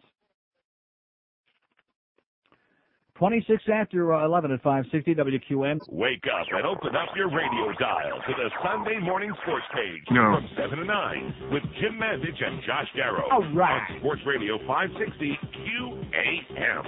And beat that gator meat. Are you happy with your current job? Get the training you need today for the jobs of tomorrow at HIT. Hookers in Training will teach you what you need to know to succeed in business today. Well, at HIT, I learned what kind of heels to wear, where to stand. They taught me all kinds of tricks, like how to give a hummer and where to put my gum while doing it. Now I'm more confident turning tricks thanks to HIT. Get the training you need at HIT to give jobs tomorrow. Hookers in Training could be right for you. Call HIT at 1-800-HOW-MUCH. Yeah, we'd be working at HIT, only in this case they left off the first letter. It's 11:31 at 560 QM. Take a look at that phone. You know what I'm saying? I am so sick and tired. You hockey people, goodbye. This is official. Goodbye. Not only can't they discuss the team, the game, the sport, anything that's going on there intelligently, they can't discuss even the food. They have no opinion on it. So goodbye, and don't waste my time. Don't come by schmoozing and sucking up to me when I'm there in the game, because you will not. You won't play the game. You got no opinion. You got nothing to say. I don't do a show when I'm there. I go to see the game. Okay, they give me the tickets for free. I go there to be left alone to watch the game. I don't want to be doing a show with anybody there, with a bunch of people that refuse to call a show and have anything to say. You can sit there and bitch and bellyache to the people around you. That isn't going to get back to Salvatore J. Ferrulo and the people at Boston Concessions and Wayne Hypinga and the organization. Here's an opportunity to come on the air and say something. Will they do it? No. No. So my frustration level with that whole crowd, I mean, just go away. Get out of my life. I just write you people off. Like those people last year, the beginning of the season, when they came in the first games, coming to me, "Oh, gee, our seats are too small. You got to do something. You got to bitch and complain." I always have to be the spokesman. They already got one spokesman in the organization, okay? I can't be the spokesman. They only got one. Here's a mobile in Miami. Hello? Hello? Yes, sir. Hey, we're listening to the Haiti, and we love you, and go Panthers. Here's a mobile in Miami. Hello? Hey, how you doing? Okay. I got a problem last week at the Mac Arena. Yeah. I went in there and I took a couple of cheeseburgers with me because I couldn't afford the food. Uh-huh. I got kicked out. You can't take food in there. It's just like PP Park. They will frisk you. They will give you a body search, a cavity search. You can't take food in there. Yeah, but the guy that kicked me out was laughing in my face eating the food. Said Yeah. thanks when he pushed me out. Exactly. Well, at least they had some good food in there anyway. Yeah, right. Thanks a lot. Okay, that's a good idea. You guys that really don't care much about seeing the games, just bring some good food, and we'll split it up. We'll divvy it up. Yeah, we'll have a special counter that only a few of us will know about where it is. 567-0560, pound 560. Seriously, this town is the most deadhead, goddamn freaking place on the face of the earth. And you know something? The reason that they give you the crap that they do at the prices that they do is because they can. Because you're stupid enough to keep coming back for more. If I open up a steak restaurant and I give you horse meat that tastes like horse schmidt, and I charge you an extraordinary price for what I call a steak, and you keep coming back for more and more, and all your friends keep coming in and just, hey, this ain't too bad. You know what? I'm going to continue doing it. We'll give you all the schmidt that's fit to eat. Isn't that what they say at the Herald? All the schmidt that's fit to print? Something like that. Rhymes with fit. Here's the mobile in Miami. Hello. Neil. Yes, sir. Hey, how you doing? Okay. Welcome back, first of all. And my girlfriend works over at the Macarena for Boston Concessions, so that guy doesn't know what he's talking about. I know. She's looking for another job as it is. Mm-hmm. But yeah. So why would I make up a wild? I've heard that before too. That they have. Yeah, about a third of the people in there are volunteers. Yeah, for like church groups and stuff like that, and they get paid. You know, the whatever volunteering, whatever they're volunteering their time for gets paid. What kind of a scam is that? I have no clue. I mean, if you open up a commercial restaurant and you had a bunch of people working in there, waiters and waitresses and so on, I mean, and nobody was getting paid or even getting their tips, and just a percentage was going to some charity, that would never fly. That would never happen. Nobody would work like that. That's exactly why all the arena workers for the old Miami arena were all up in arms, because the new arena, 100% of the concessions are run by the volunteers. Now. You mean in Miami? In Miami, but the up in the Mac Arena, it's about a third of them. You know, for the concessions. Well, why does the food have to be so bad and so overpriced? I have no clue. Supposedly it's a lot better in club, and they're only doing that to the regular people. But you know, they still shouldn't be doing that. You know, they can afford to. The regular people. Let me say it again. My tickets are $60 a seat. Does that sound like schlepper regular people to you? $60 a ticket? That's why I don't go to the games, because I can't afford them. But I mean, but people who can afford to go to the games, and even if we are willing to pay the exorbitant prices, why is it that for $6 or $8 you can't give somebody a decent sandwich unless they happen to be up there with the blue noses in the club level? I don't want to sit in the club level. Yeah, I couldn't answer for that. Okay, thanks, pal. All right, bye. And good luck to your girlfriend. She'll need it. So there you go. The pot keeps getting thicker and thicker. I bet you that my good friend Salvatore Ferrulo is real happy that he gave me that business card last night. Hey, listen, Sal, let me tell you, I just tell it like it is. If I had good experiences, if I heard good things about your food, if I thought the prices were fair, I'd come on here and sing your praises and say, hey, this is really great. I've done it many times before. But in your case, it blows. Here's a mobile in Fort Lauderdale. Hello. Mobile in Fort Lauderdale. Hello, sir. Yes, sir. Okay. You said that you do a lot of flying. Do you do any flying at Lauderdale International Airport? Not in a long time. Okay. I'm a pilot and I fly out of there. Next time, if you have, as you're leaving there, look on the north side of the field. You can see, I think, is a little mini Air Force, and I think most of your money that's going over there is put jet fuel in those airplanes. You've got pretty good supply over there. So, next time you're taxiing out, just, say hello to him out there. I mean, there's some serious iron out there. Okay, I'll give him a big wave. I'll give him the Italian salute. Thanks for the good news. Okay. Fly safe, sir. Okay. 567-0560, pound 560 on the AT&T wireless line. Israel assails agreement between the Vatican and the Palestinians as once again the Pope. Here's a man in a dress pissing off the Beanie Babies. Yeah. Yeah, they signed their big accord with the PLO yesterday. They signed it. He said he thought that Yasser was a snappy dresser. Of course, it's all relative. You do understand that. Yeah, and he said, maybe you want to wash that dress like maybe once a month would be good, but other than maybe bathe like once a year before we have these big meetings, before we hold our meet. He said we always insist that the altar boys take a bath before we... 22 before noon at 567-0560. Yeah, here's a man in a dress pisses off the Beanie Babies over there in Israel because he's consorting with the PLO and never met a terrorist he didn't like. Not to mention Fidel, by the way, which very conveniently all the Catholics down here, all the Hispanic Catholics just kind of overlooked.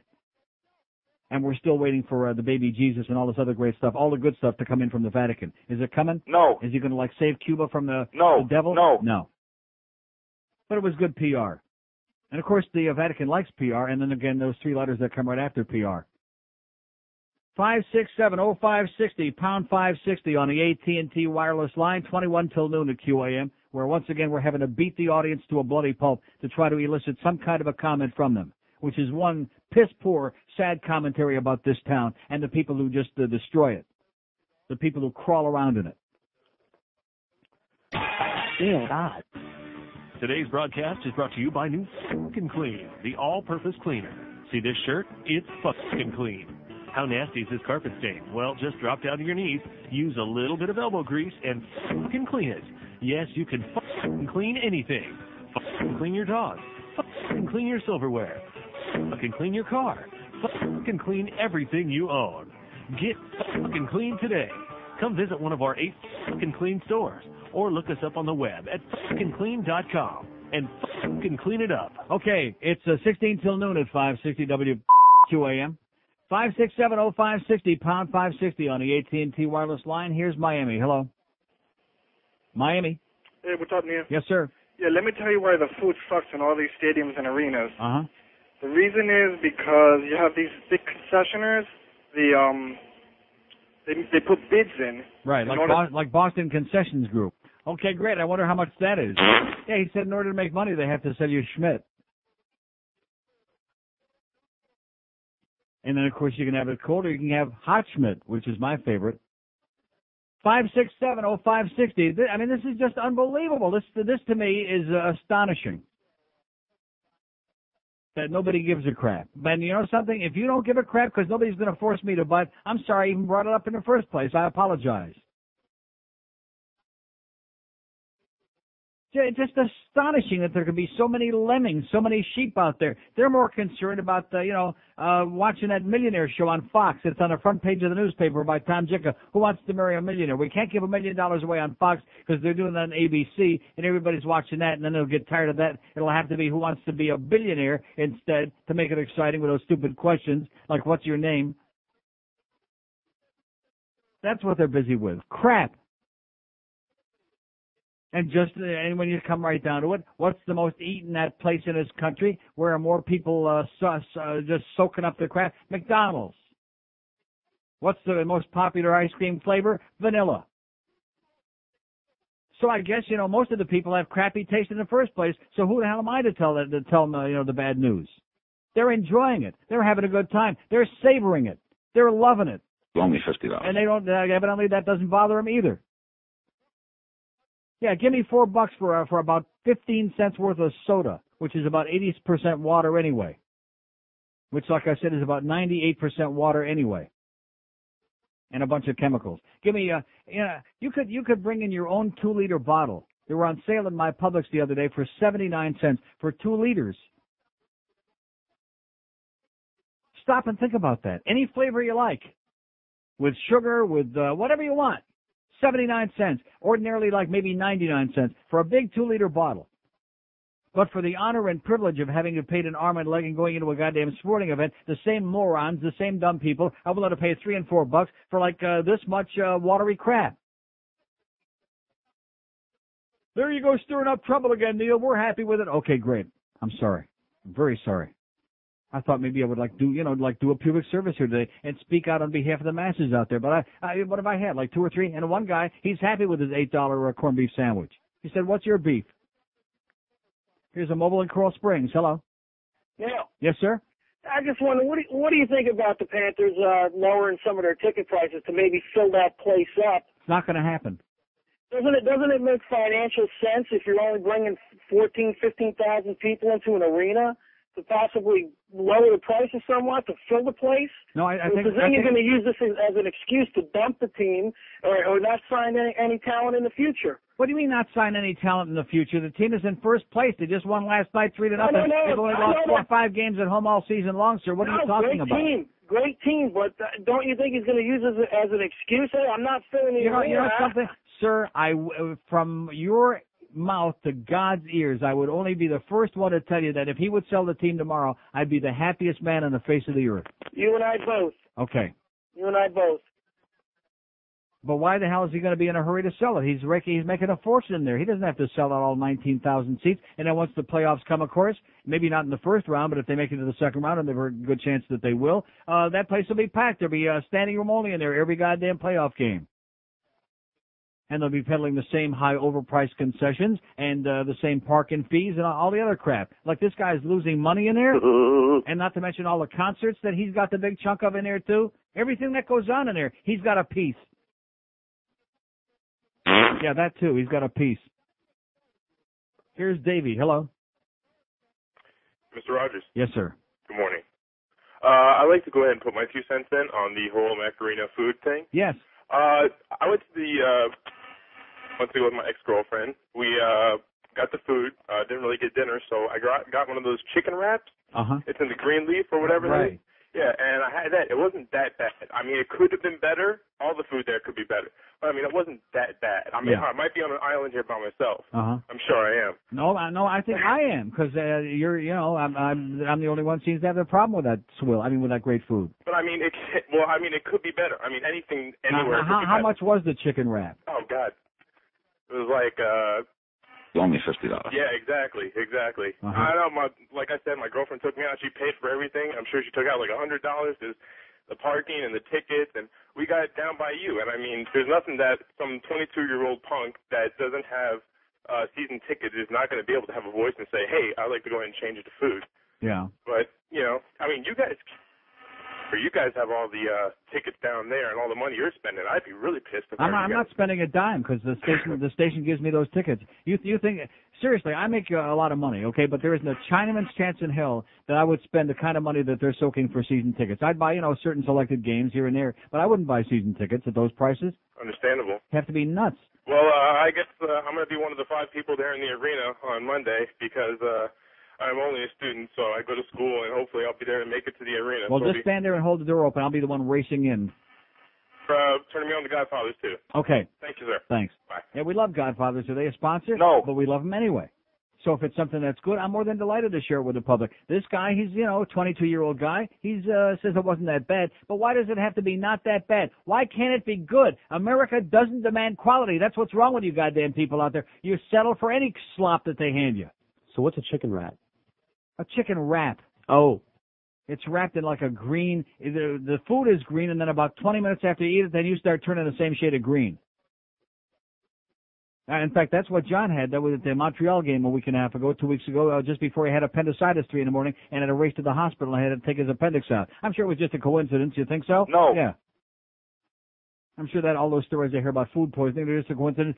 See, I'm trying to explain to you folks that if you want to pay a reasonable amount of money, you should expect to get some quality back, and you don't. You don't. Leave it to America where the public has to get a goddamn course. Maybe there should be some kind of a high school or college course and instruction on demanding quality for your money instead of just sitting back and accepting Schmidt all the time. Whatever Schmidt that they're willing to hand out to you. Whatever swill. I guess, of course, they brainwash you this when you go to school, if you eat lunch at school, and they put that slop on a plate.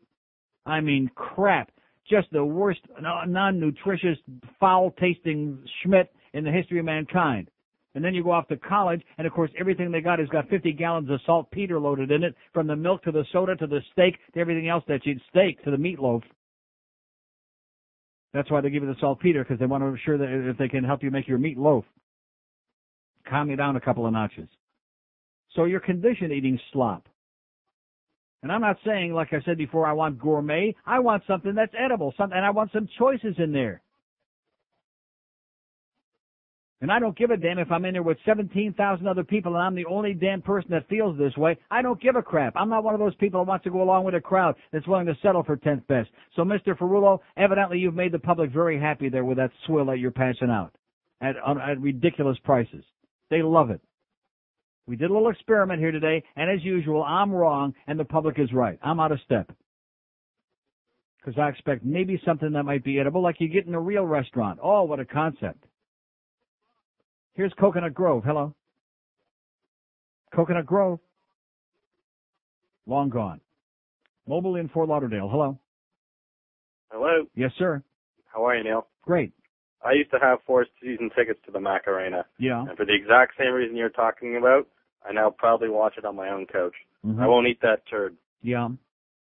I don't mind paying for food if it's edible, but the stuff they have up there is just horrible. Okay. Thanks.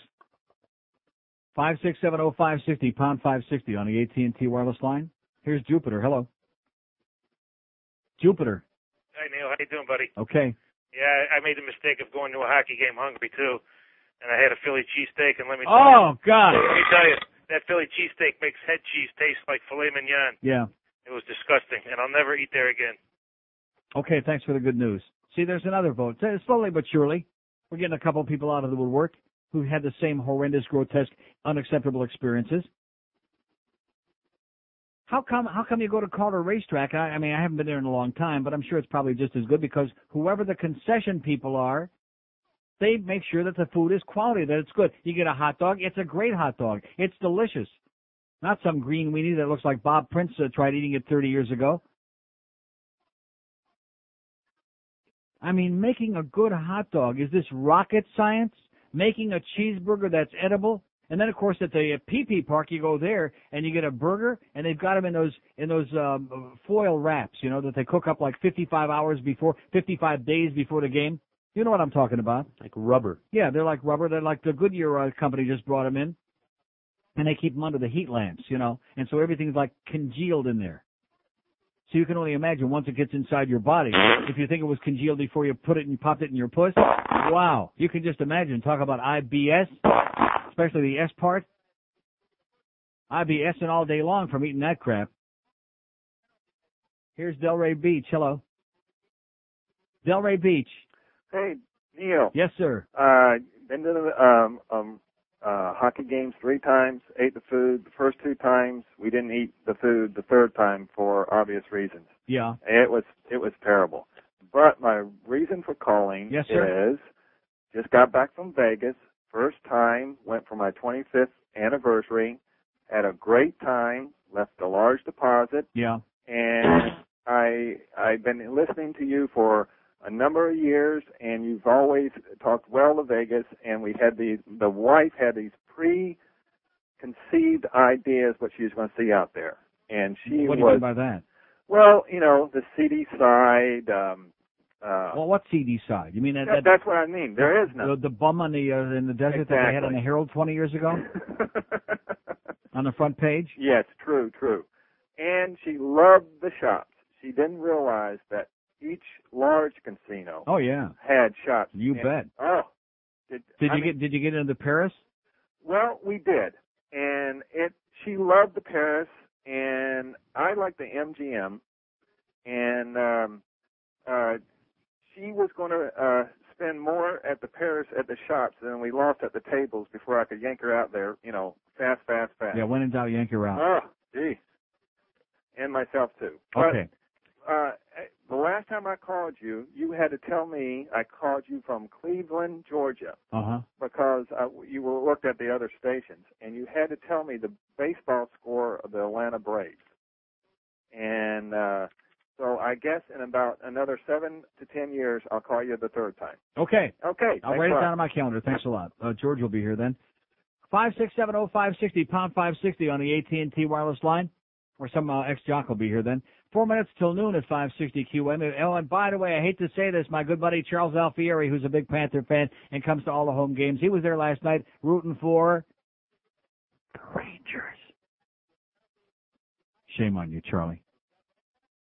And his lovely wife was saying to him, she was giving him the raspberries. Nice going, sweetheart. She was letting him really have it. The Neil Rogers Show. Sports Radio 560 QAM. Sports Radio 560 WQAM. Fort Lauderdale. Well, I never thought I'd find this kind of ride that I think I was here today. Now, if the guys who said a wheel fixed up the way the brother would not get. Now, if the keys are shiny and the trim is gold anodized under my seats, I got a can of liquid cherries, yo. Oh, baby. Coconut colada smelling, cherry machine cruising smooth. Oh, baby. Shiny little smelly little velvet machine.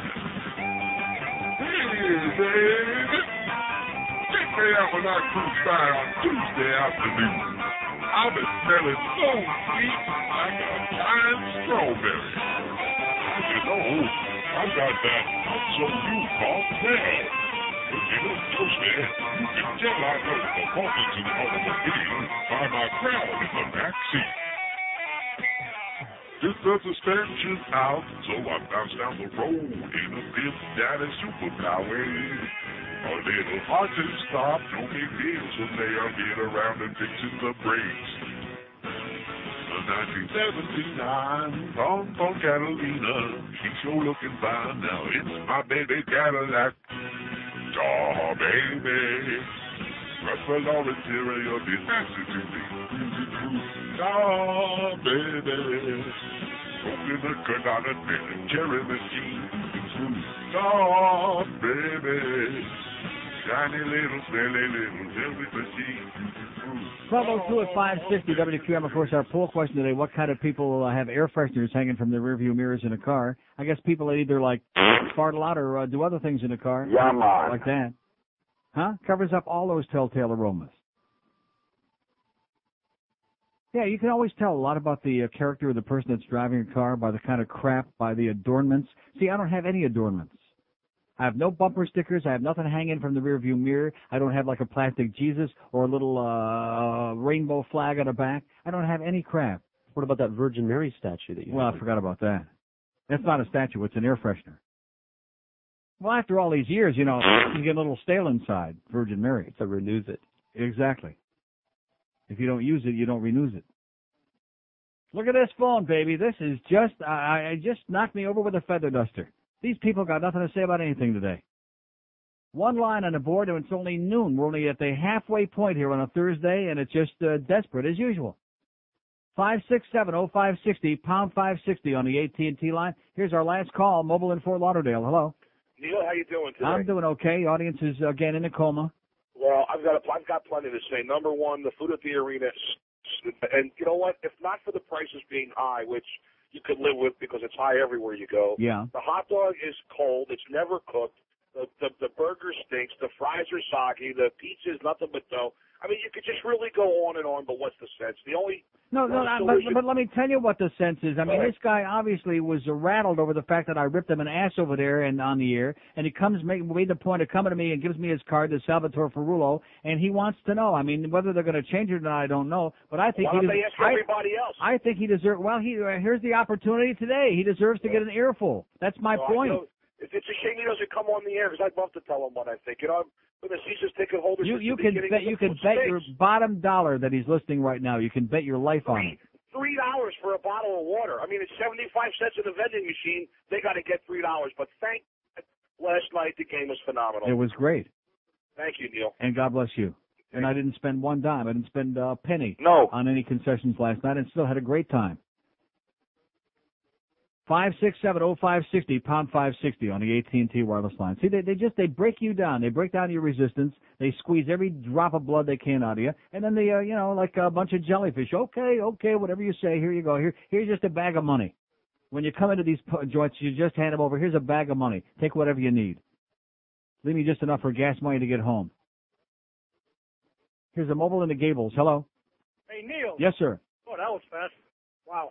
Hey, listen, I want to dedicate this phone call to Kunta Kinte, who called you earlier, about his professional athletes. Our professional Negro, yes. Yeah. Listen, you answered him, you fear no man or certain men in this world. Well, let me let him know something if he's listening right now. If I'm at an ATM at 2 o'clock in the morning and if Sambo walks up behind me, when you answered you fear certain men, I fear no man because the 9mm I have registered to my name allows me and justifies me if that porch monkey wants to stick something in my face and tries to hold me up. And even though you answered no, I would have answered no either. How do you think about that, huh? Okay. Yeah, you got it. Okay. All right, bye. I'll see you on the porch.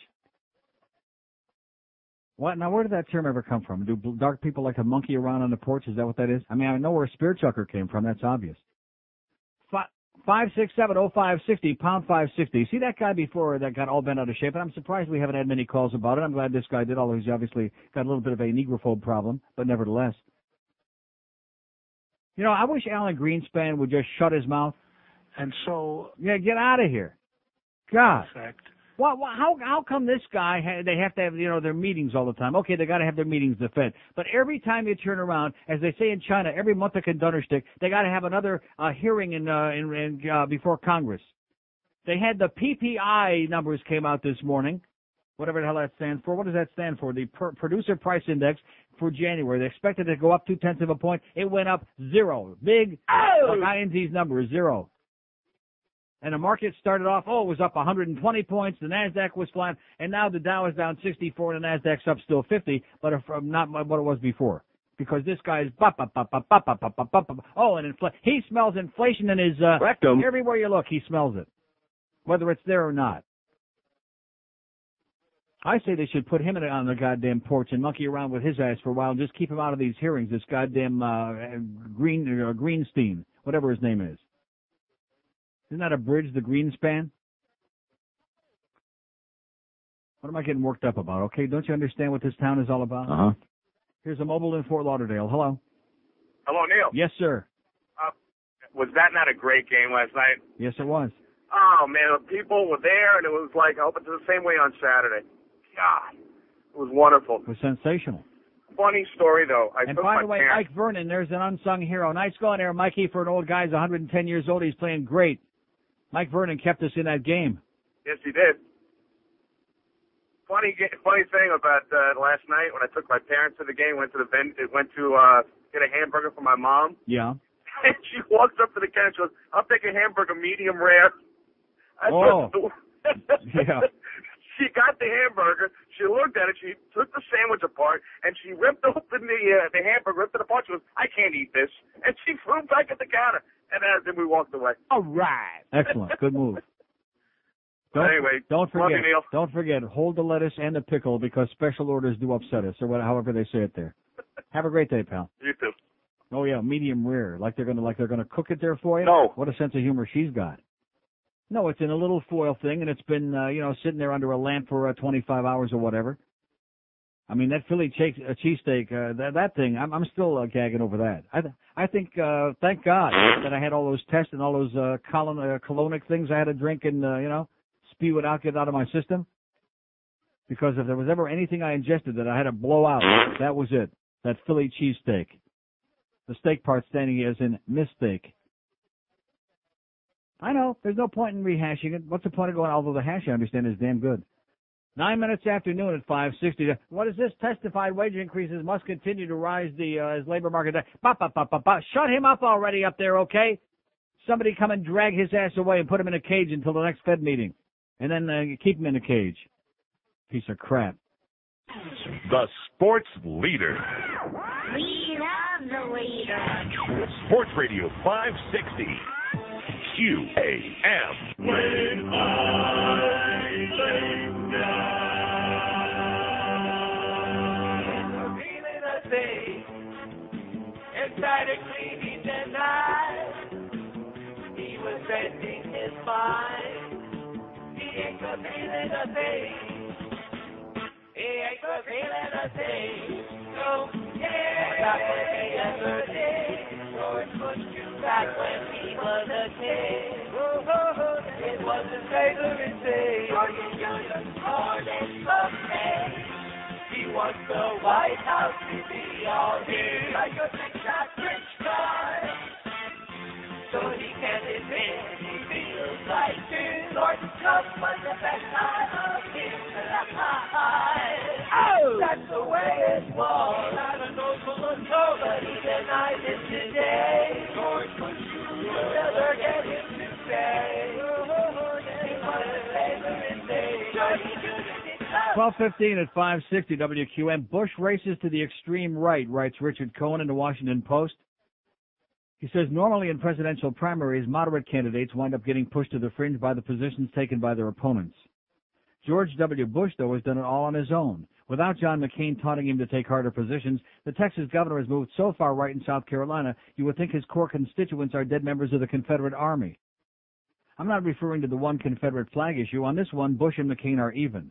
They both have no position, and unless everything else is ever said about racial harmony is a lie, both are just ducking the issue. The flag is the bloody shirt of Jim Crow and of the bullies with too much beer. It's no longer the proud emblem of a lost cause. But Bush and McCain aren't even when it comes to Bob Jones University. This South Carolina school, once restricted to whites on the basis of some cockeyed religious belief, continues to forbid interracial dating because, among other things, that's how God feels about the matter. It's where Bush chose to speak, and on the issue of bigotry says absolutely nothing. It's not that McCain was about to speak there and Bush had to beat him to the punch. It's not that McCain had already mapped out a value-free position on racial bigotry. McCain had never been invited to the school, but if he had gone there, he said on Tuesday in the South Carolina debate, he would have started by saying, look, what you're doing in this ban on interracial dating is stupid, it's idiotic, and it's incredibly cruel to many people. Bush felt otherwise. Bob Jones, as he has so patiently explained, is where the votes are. Never mind that by appearing at the school he was offering de facto support of its policies, and never mind either that the school still considers Catholicism and Mormonism to be cults. I went because I wanted to get out my message of compassionate conservatism, he said on Meet the Press. Only off campus did Bush say he disagreed with the school's policy. He said that his brother, Florida Governor Jeb Bush, had married a girl from Mexico. But the point he was making, again, is that he has no principles. He will not comment on the Confederate flag. He will speak to any group, racial or religious bigots included, and never confront them over their practices. He has no opinion, absolutely none, about whether a kid in Kansas should grow up ignorant on evolution. Bush is a unique politician. Most politicians stand for very little. He stands for nothing. But he doesn't stand alone. Bush has rung the firehouse bell in GOP nuttydom, and look who's come down the pool. We get Rush Limbaugh frothing about McCain being adored by liberal Democrats, and the Reverend Pat Robertson taking time off from his studies of macroeconomics to wage holy war against the Arizona senator. My hat's off to Bush. Without really being pushed, he's moved himself to the extreme right all by himself. He's embraced the cuckoo vote, the bitter enders who don't know that the Civil War is over, and the South already has risen, not as a cause, alas, but as a vast suburb. He's recited his anti-abortion devotions and been adopted by racists and conspiracy theorists, the worst elements in the GOP. Here we come to the nub of the matter. Bush, like all the other candidates, prattles on a good bit about leadership. Alan Key suggested on Tuesday that Bush has shown precious little of it at Bob Jones University. On the other hand, without much prodding, Bush raced to the extreme right all by himself, out there on that flank with Robertson and the guys from Bob Jones U. Maybe Bush thinks that's a form of leadership. He's wrong. He's merely keeping up with the Joneses. What a great column by Richard Cohen in the Herald today from the Washington Post. Don't throw it away. Okay. We'll put it on the site. And let me say, I wrote down at the top as a reminder, Gary Bauer yesterday endorsed John McCain. And like I told you, John McCain is every bit as, in his voting record in the Senate, far more conservative than George Bush ever dreams of being. Far more right-wing. So that's what you got offered up there by the Republican Party as usual, right-wing extremism. Not one, not two, but three of them this time. Even a dark-complected one for those of you folks who are professional negrophobes, or however that saying goes. Negrophobes? Or negrophiles. Here's a mobile in Pompano. I bet you Edgar Hoover had a few of those, some negrophiles. Probably on Martin Luther. Here's a mobile in Pompano. Hello. Gone? Okay, nice talking to you. 5670560, pound 5. We've had lots of that today, haven't we? Here's a mobile in Fort Myers. Hello. Mobile in Fort Myers. Hello. Yes, how sir. Are you, Neil? Is there something with this phone? I haven't picked up one call yet today. I do it just like I do every other day, and it takes like 15 different times. But anyway, how you doing, sir? I'm doing great. Neil, I called to comment. I called to comment on I guess he called himself a Negro earlier. Here's one of the things that could help him solve some of his emotional problems. Okay. One, I, as a black man, do not accept the responsibility of what other black people do, okay? What we should be is appalled at some of the activities and actions that go on inside our race or said culture, okay? It is not acceptable to be a rapist or a thug or a thief. That is unacceptable, not because you're black, but because you are a person. Mm-hmm. You do no harm, just as you say, and then you don't have to worry about the stereotypes that come off. One of the things you see is a lot of negative activities that go on, whether they're overemphasized or not, they still are reality. And there is nothing that is wrong with somebody stating the obvious, which is what you do, Neil, and I wholly agree with that activity. Okay. That guy he seems to be extremely intelligent, but he's a moron at the same time. Okay, in other words, he's intelligent because he can speak, but he's a moron because he ain't learned enough. There you go. Okay. You have a great day, Neil, and keep up the good work. And if a spade's a spade, that's what it is. We'd be calling a spade a spade. Have a great day. See you later. Okay, my dark-complected friend. 5670560, pound 560 on the AT&T line. Out of town line, 877-785-6345. Here's a mobile in Miami. Hello. Hey, Neil, how are you? All right. We actually, the first time that time. Oh! All right. Hey, gotta say, how come they couldn't give Mike Vernon the #1 star yesterday? I thought that was terrible. They gave Who did they give it to? They gave it to Ray Shepard. Well, that's right. Ray had a great game, but I mean, yeah, but they Vernon, leave him in a contest. Not that I care a lot about those things, but there's no question. Mike Vernon kept the Panthers in the game. Yeah, Vernon got the 3rd star. They gave the 2nd to Worrell. Oh my God! It's like a sickness again. It's like a disease. How despicable is that? That he played a better game than Mike Vernon. Now, who's the they? Where does this come from? I think it's a writer of some sort. I don't know if it's the Sun Sentinel, the Herald. I have no idea, but it's some type of a writer. That's why I don't pay too much attention to those, because whoever picks them needs mental help. Yeah, but Mike Vernon was the star of the game. Period. No question about it. I will say one thing: the food is absolutely horrible there. Yeah. Last night there was something more horrible than the food, and that was the officiating. I thought that was some of the worst I've ever seen in my life. And the NHL should be ashamed, because that game was on ESPN2 last night, nationally televised, and these fans all over the country are watching a game being reffed by 2 morons. And Dave Jackson, one of the all-time worst, one of his worst performances ever, absolutely unacceptable and unbelievable. I know. All right. Neil, have a great day, and if I see you Saturday night, I'll buy you a Philly cheese. Okay, no thanks. All right, bye. Now, what is that? Chris is at the location. Now, wait a minute. Are we going to be going through this? He asked me to read the thing a couple of times on here. Would I do him a favor? And which I did, and I was going to do it again here, which I'll do it right now and read this thing. But he says, I don't want you to give anything away or anything like that, but you could please do me a favor and plug this a couple of times. So now he's calling you to tell you that he's there. Okay, the nephew was there at California Pizza Kitchen, 2301 North Federal Highway, with free passes to the New Times International Beer Fest, coming up Friday 25th, a week from this Friday, and Dan Marino golf passes from this moment till 1:30. Okay? Is that okay? Okay? Okay, nephew? Okay, that's it. See, every time I agree to this, then it gets to be a big song and a dance, and you're not promoting it enough, and there's nobody here, and they're not coming for the free stuff. Oh, Jesus. We got important crap we're taking care of on this show today. I can't tell you right at the moment what it is, but we got some important Schmidt we're taking care of here today, and this stuff, and that's because Bruce Beasley's in a building somewhere today, so naturally they got to make it look like they're going out there and doing something to justify their existence. I wonder if Miguel is with him. If Miguel is with him, I'll promote it more. Huh? Do we know if he's with the nephew? We don't know that. If Miguel is out there with him, I'll promote it several more times. If Miguel is not there, I don't want Chris to take it personally because he's a good guy, but, ugly. Okay, ugly. Here's North Miami Beach. Hello. Hello. Yes, ma'am. Hi, Neil. How did I know that was an nutcase? How did I know? 5, 6, 7 after all these years, and they're still sitting around a house, drinking a Grandma Boone and not getting it on the air. Here's the mobile in West Palm Beach. Hello. Hello, Neil. Yes, sir.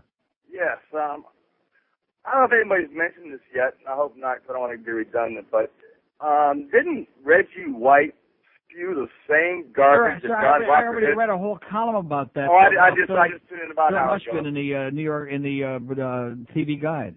Okay, I'm sorry, I didn't know. I read a whole column about that. Never had one response to it, of course, but yes, Okay. that's exactly correct. I mean, but they blew that away. Within 2 weeks later, that was all gone and done with, and we basically just laughed it off.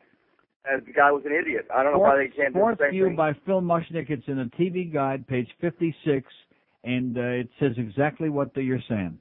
I'll take a look at it. John Rocker, Reggie White gets a free pass, but John Rocker, maybe because he's white, the NAACP is all psychotic about it. There you go. I'll take a look at it. Double Thanks. standard. Okay, thank you. Double standard. Black people can be prejudiced, but white people, if they say something right away, let's get them fired. They're bad people. They're evil. They got horns, etc., and so on. 567-0560, pound 560 on the AT&T wireless line. Here's Fort Lauderdale. Hello. Neil. Yes, sir. What's up, buddy? Hello? Yeah, I'm listening. Why do the Republicans make McCain out to be a liberal, but you're saying that he's a staunch conservative? Who said the Republican said he's a liberal? Whoever said They're not that. saying he's a liberal, but they're saying he's not a real conservative. Well, because he's not their man. I don't know. Pat Robertson figures that they can't manipulate him as much as they can manipulate Bush. I have no idea. But his voting record in the Senate is 100%. I mean, right wing as far as you can go. You got to remember, he's from Arizona, where there's a lot of right wingers there. He's got to play to his. Well, he needs to play with constituency. So in other words, that's an excuse. Is that what you're saying? No, excuse me, that's politics, Neil. You come on. So in other words, like Newt Gingrich was from Georgia, so that made it okay, or Bob Boris from Georgia. That made it okay, but that's who voted him in. Sir, what we're not having a conversation. What you're trying to do is rationalize the fact you like McCain. If you like McCain, more power to you. I'm just telling you, he's a right-wing extremist. 10 times better than Gore. Well, that's your opinion. Gore's a pussy. Okay. You ought to know. 567-0560, pound 560 on the AT&T wireless line. I love the way these people try to manipulate it. Oh, well, he has to do that because that's in his state, and that's why he voted against having a Martin Luther King Day until it became politically unacceptable. And that's why he's against the woman's right to choose and every other guy. The whole agenda, right down the list, he's right there. And he's got a voting record in the Senate to bear it out, as opposed to George W., who's just the governor of a southern state with a lot of people on death row. 27 afternoon at 560 WQA. Packard can't keep his pecker in his pants. Milton Bradley presents the hilarious new board game that'll have you laughing till you poop. Colostomy! Colostomy's the game, and that's no bull. It's all fun and games until the bag gets full. Colostomy! Roll the dice and move ahead. 3 spaces. Ooh, you get creamed corn. Oh, no. But watch out. Bran muffins. Oh! You spilled my colostomy bag! Colostomy! You laugh until your colon hurts. It'll send you home with the Hershey's course. Colostomy. Ew! From Milton Bradley. All right. 1231 at 560 WQM. I really appreciate hearing from that young punk, the McCain guy. That's at least the third time he's called already. Last few weeks with the same, if you like John McCain, more power to you, okay? Maybe somebody can fill out that damn voter registration thing for you and you get registered and actually vote. Although I doubt it. See, that's always a good political dialogue when you come back with, well, Gore's a pussy. That's good. I haven't checked his anatomy lately, but nevertheless, it doesn't hold too much political water with me. God. So Miguel is not out there at the QAM van. I just mentioned that. Now, I guess Miguel won't be going on those van things during the show anymore. Other day parts he might go, but during this show he won't go out there because every time I mention Miguel is out there in the van with a nephew, then all those fags who listen to the show go out, all those guys lighting the loafers and try to hit on poor Miguel, who he's not interested. Just because he's Cuban, does that mean he's interested? Uh-huh. No. Well, not this week. He's taking a week off. That's not why he doesn't want to go out there during the show. It's because he wants to stay close to you. Sounds good to me. 567. Hey, listen, it's lunchtime. I can always cancel with Ma. And for that, I would. 567-0560, pound 560 on the AT&T wireless line. Here's, wait a minute, am I on the wrong line? Too bad. Here's a mobile in Kendall. Hello. What is that? Some jackass. Here's Fort Myers. Hello. Fort Myers. Neil. Yes, sir. How you doing? Pleasure to talk to you. Yes, it is. Crazy day.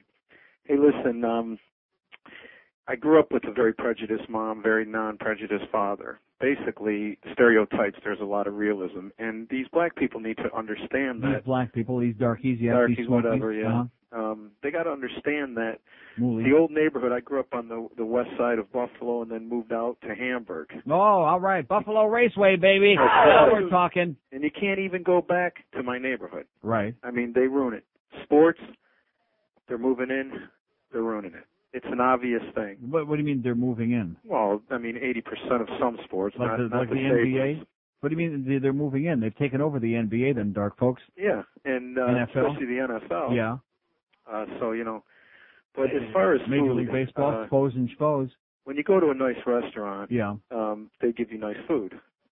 Basically, these people go home and open up a can of spaghetti. They'll eat that hot dog crap. Hey, I got news for you. I'd rather have a nice can of Franco-American spaghetti. No, seriously, I'd rather take Franco-American spaghetti, take a nice slice of Swiss cheese, put some wax paper over it, cover it, heat it up in a microwave for like 95 seconds, and make me a nice cheesy spaghetti. It's not that that's great, but I'm telling you, I'd rather have that than the slop that they're feeding the public at a ridiculous price at the Macarena and these other venues. Right, and you're right. They accept it, so they're going to give it to it, and the profits are there. But I mean, I've never seen such a bunch of weak, yellow-bellied, weak-kneed assholes in my life as these people. And then they'll say, well, gee, it costs so much to go there. Part of the reason it costs so much to go there is because the food is so overpriced, and to top it all off as an added insult, it's a bunch of swill. Right. Do you think that, too, a lot has to do with it as far as the food down here? I mean, up in New York, Chicago, all these places, you get pretty good food, maybe they're just used to, There's believe me, there's plenty of good restaurants here. The people that are thinking that this is good food must be people eating McDonald's a lot. Yeah. And Neil, we used to go to Toronto all the time back, in the 70s, what have you, coming from Buffalo. Beautiful city. Yes, it is. Beautiful Canada. We go over to, remember Sherkston Beach? No. Beautiful. Anyway, Neil, you're the best, and there is a God because I just got done talking to him. Okay. Bye. God bless you, sir. Neil, God. I'll say a bracha for you. Let's say a bracha for Buffalo Raceway and the late Max Robinson. Anybody remember Max Robinson? No. 567-0560, pound 560 on the AT&T wireless line. Here's Coconut Creek. Hello. Hello. Yes, sir. Neil God. All right. Speaking of Neil God, listen, I listen to you every day, and I try to call up whenever I have some sort of comment to make. Okay. Channel 7 News just ran something about sins of the father. Oi. Yeah. Did you get a chance to look at that? No. Okay, South Florida, of course, a father down in the Florida, Miami area, accused of doing some rubbing his beads. You know what I'm saying? Oh, you mean that kind of a father, like from the with a dress on? Yes, sir. Oh my God. Just if you get a chance, and the guy who says that yeah. No fakes in the church guy, I want him to take a look at it and have a good father, day. Yeah. And to that guy who says no fakes in the church, F you. Bye. Okay. I think that's where he went to school, I think. Isn't that what they call Gatorland? F-U? I think that's what they call it. Just another isolated incident, I guarantee you that. Just another one of them child. He's just misguided. Maybe we ought to send him up there to Albany. He can join Denise for a little sex change. And Patty Bolger. 567-0560. And, of course, maybe we could send over some of those mints. Maybe we could have Peppermint Patty over at Queer Channel. 567-0560, pound 560 on the AT&T wireless line. Here's Fort Lauderdale. Hello. See, I'm only going to say it once. 7 minutes and 16 seconds. And they're there. They're there. They're on there. And I said, here's Fort Lauderdale. Yeah, hello. Oh, and hello. Yes, sir.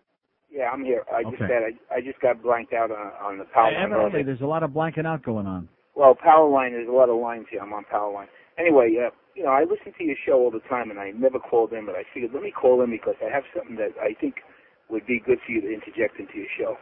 I don't know if you've ever been at a supermarket, and, you're walking into a supermarket, and there's somebody running for office there, and he's handing you a pamphlet No. why you should No. vote for him. Well, they do that a lot up in New York. But, if you really want to... We don't live in New York. I've Well, never they seen do it. it. They do it in Florida too. Here, I've seen it done. Never in heard of it. supermarkets. Yeah, in Fort Lauderdale, they stand outside and they hand out white Yeah. votes for them. Anyway, to make a long story short, being a white middle class male European, I just said to the gentleman running for office, I didn't think I'd offend him that bad. I just said to him, not for anything. I know what you're going to do for everybody else. What are you going to do for me as a white middle class male in this country? He was like stunned. He didn't know what to answer me. I said, I've heard about all the other people that are going to be helped in America, and I've been listening to it for 52 years. I'm 52 years old. I've been paying my taxes. I've never been on a social program. Mm-hmm. And, I'd like to know when do we get anything from the When do United we get States some of America? affirmative action? Yes. No, just anything. What are you going to do for me? I gave. And? They used to have on my door in my house when I lived in the city. I used to put it. I gave. When you give to charities and stuff. Yeah. Well, I gave for 52 years. When is this going to stop? Everybody bitches about white taxes. Well, what is it you want? What is it you want them to do for you? Well, everybody bitches in this country about why the taxes are so high. Yeah. Can anybody stop to realize that most of the politicians are buying your vote right now with your money? All they do is promise all the Tom, Dick, and Harrys that come here that they're going to give them everything, but they don't tell you who's going to pay for it. You know who's paying for it? The assholes that go to work like I do every day. Yeah. And the way the one's paying the freight. And If we ask for anything, we're there. Well, what do you want? What are you asking for, sir? What would you like him to do for you? Some of my rights back. You know. Like what? You know, if my kid goes to school, I think he has the right to sing a Christmas carol in school. You know. Of course he does. The United no, States. he does not. He doesn't have a right to sing a Christmas carol. Of course not. In a public school? No. No. No. In other words, we just keep eroding all our rights away. Sir, you never had the right to sing a religious song in a public school. And go back to New York, okay? This town is dying from people like you. You can smell it a million miles away. Boy. His kid's right to sing a Christmas carol. Let your kid sing a Christmas carol at home, okay? On the goddamn public bus, wherever the hell he wants to, not in goddamn public school. Keep your religious nonsense out of everybody else's schools, okay, sir? Stop eroding that man's rights. Oh, okay. What a schmuck. Tip with that New York sound. It just, oh, God, makes me think of Jerry Seinfeld and the nanny. Ed Kaplan knows the scores. Starting at 10 till the last game ends. Weeknight, only on Sports Radio 560 QAM. There's no fact in the church. In the 50s, Robert Young made people laugh in Father Knows Best. Now, this great series is back, starring a few Catholic priests who like it young in the return of Father Knows Best. Step into the confessional, Billy. I don't know, Father. This makes the 47th time I've been in there this week. Oh, Billy, you want to be a good Catholic, don't you? Yeah, but does everybody get a spanking? Father Knows Best. It's the Vatican's best-kept secret, and you've got a private seat for all the fun. Just enter the rectory from the rear. All right, Billy boy, it's time for your flute lesson. But, Father, your flute has only one hole, and it doesn't make any noise. Oh, it will, Billy. It will. Father Knows Best. Once you've seen this new sitcom, you'll wonder why you've never heard about it. Let me introduce you to St. Peter. Father Knows Best. Going to church may not seem very entertaining, but there really is something funny going on here. Okay, 12:45 at 560 WQM. Don't forget the QM van right now as I speak. The nephew, all by himself, is at the California Pizza Kitchen, 2301 North Federal Highway, and he'll be there till 1:30. He's got free passes for it to the New Times International Beer Fest coming up next Friday, a week from tomorrow, the 25th, and also free Dan Marino golf passes, too. You can go there and say, bye, Danny boy. Thanks for the memories. Bye-bye, Danny. Get out of here. Time to hang it up. So here's a fax from Robert, and I'm a little confused about this because it says movies, sporting events, concerts, air shows, et al. Usually the event is no longer than 3 hours. Why does a person have to eat within that time frame? People go to work at 8 a.m., go to lunch 11:30 to 1, and generally don't eat on the job. No more today, it says. So Robert's also giving me instructions on what I should be talking about. Am I going to pay any attention to Robert? No. No. But, nevertheless. See, what you don't understand, like I'm trying to explain, is that on weeknights when people go to sporting events, the people who work for a living, which is not only the man, but sometimes the woman, sometimes one or both of the above, and they go right from work. Because these events start at 7:30 in the evening, most of them, and as a result, people don't, depending on what time they get out of work and going through rush hour traffic and commuting and doing all the crap that most people do, they don't have time to sit around the goddamn dinner table or stop at a fine restaurant and eat before they go to the game. On a weekend, different story. Usually. And so when you're going to be in a place from, say, 7 o'clock in the evening till 10:30 at night, that's 3.5 hours, and you haven't eaten since maybe lunchtime, I think there are a lot of people, in addition to which, when you go to a baseball game, for example, that's part of the tradition of getting a great hot dog at a ballpark, of going to Red Wing Stadium or now Silver Stadium in Rochester and getting those great goddamn Arpico hots. Any kind of event like that. Right. Popcorn at the theater, that kind of We thing. used to go to high school football games in Canandaigua, New York, right next to my house. One of the great things at halftime or before the game or both was going and getting those great hot dogs and the white hots, too, with the fried onions. They were great. They'll kill you, but they're great. Delicious. That's part of the fun of attending this kind of an event. What's wrong with that, Robert? Are you some kind of a spoil sport? Yes. Yeah, some kind of a wet blanket? Yes. Some kind of a wallflower? Yes. Come on, Robert, get with it. I'm sorry, I'm not talking about this anymore today. Don't want to piss Robert off. You should have the option, okay? There should be the option when you attend an event, just like go to the movies. What's going to a movie, for crying out loud, without getting some candy to rip your guts out? Like some nonpareils. Boy, I do love nonpareils. Is that what they call the little ones with the, or the wafer ones? I don't know. You don't know what nonpareils are? I don't think I've had them. The little chocolates with the white little things I thought on those them? are snow caps. Yeah, snow caps, nonpareil. Somebody will know. Or how about Necco wafers? Those are good. Those will just rot your teeth out while the movie is on. I like Good and Plenty's. Good and Plenty is not bad. And jujubes for all you goyim. Boy! Yeah, jujubes. Milk Duds. Milk Duds are great. I love Milk Duds.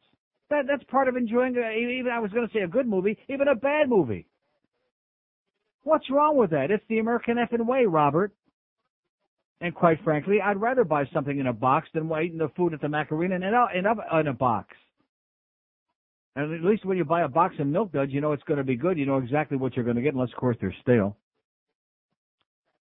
Here's Lake Worth. Hello.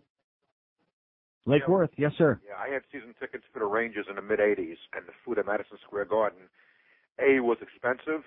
2 was a bunch of Schmidt. Yeah. So it's a lot of these arenas, Neil. It's not just down here. Why is that? Why does it have to be that way? It shouldn't be that way, but they have a gun to your head. Mm-hmm.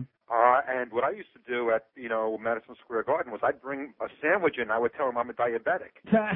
Seriously. Well, I'm a diabetic. Is that going to work for me? I think that if you're a diabetic, I think you have a good opportunity to get by with that. Yeah. Because, you say I have a special food I have to eat, and they can't, I don't know. I think they can't keep me from bringing it in?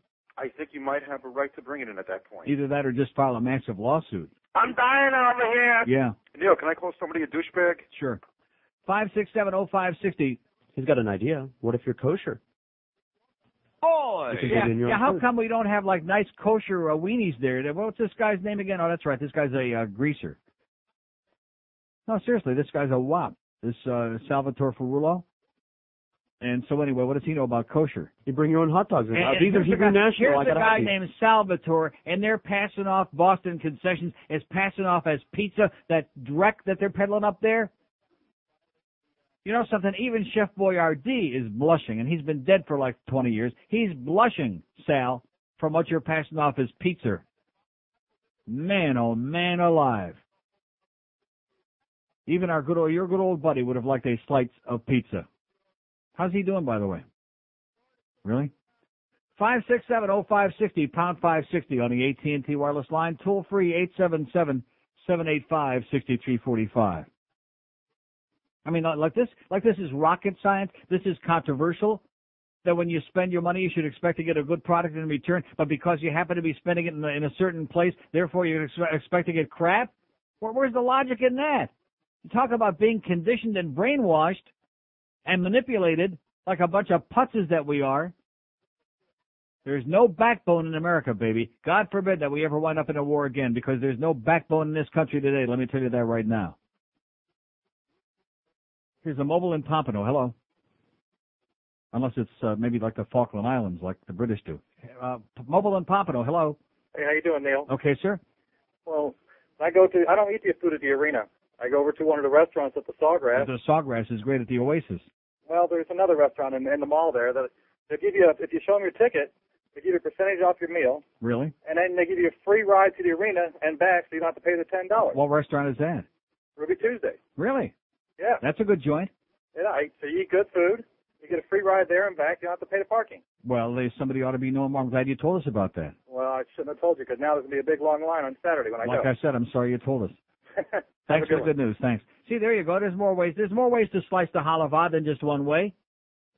You got to be a little bit creative like this guy. And I'm glad that he did tell us that, because now maybe more people will be going over to Ruby Tuesdays. And by the way, I never realized it before, but John pointed out last night, driving to the game, that the Oasis there is like right over the ass end. You can drive right, you know what I'm saying?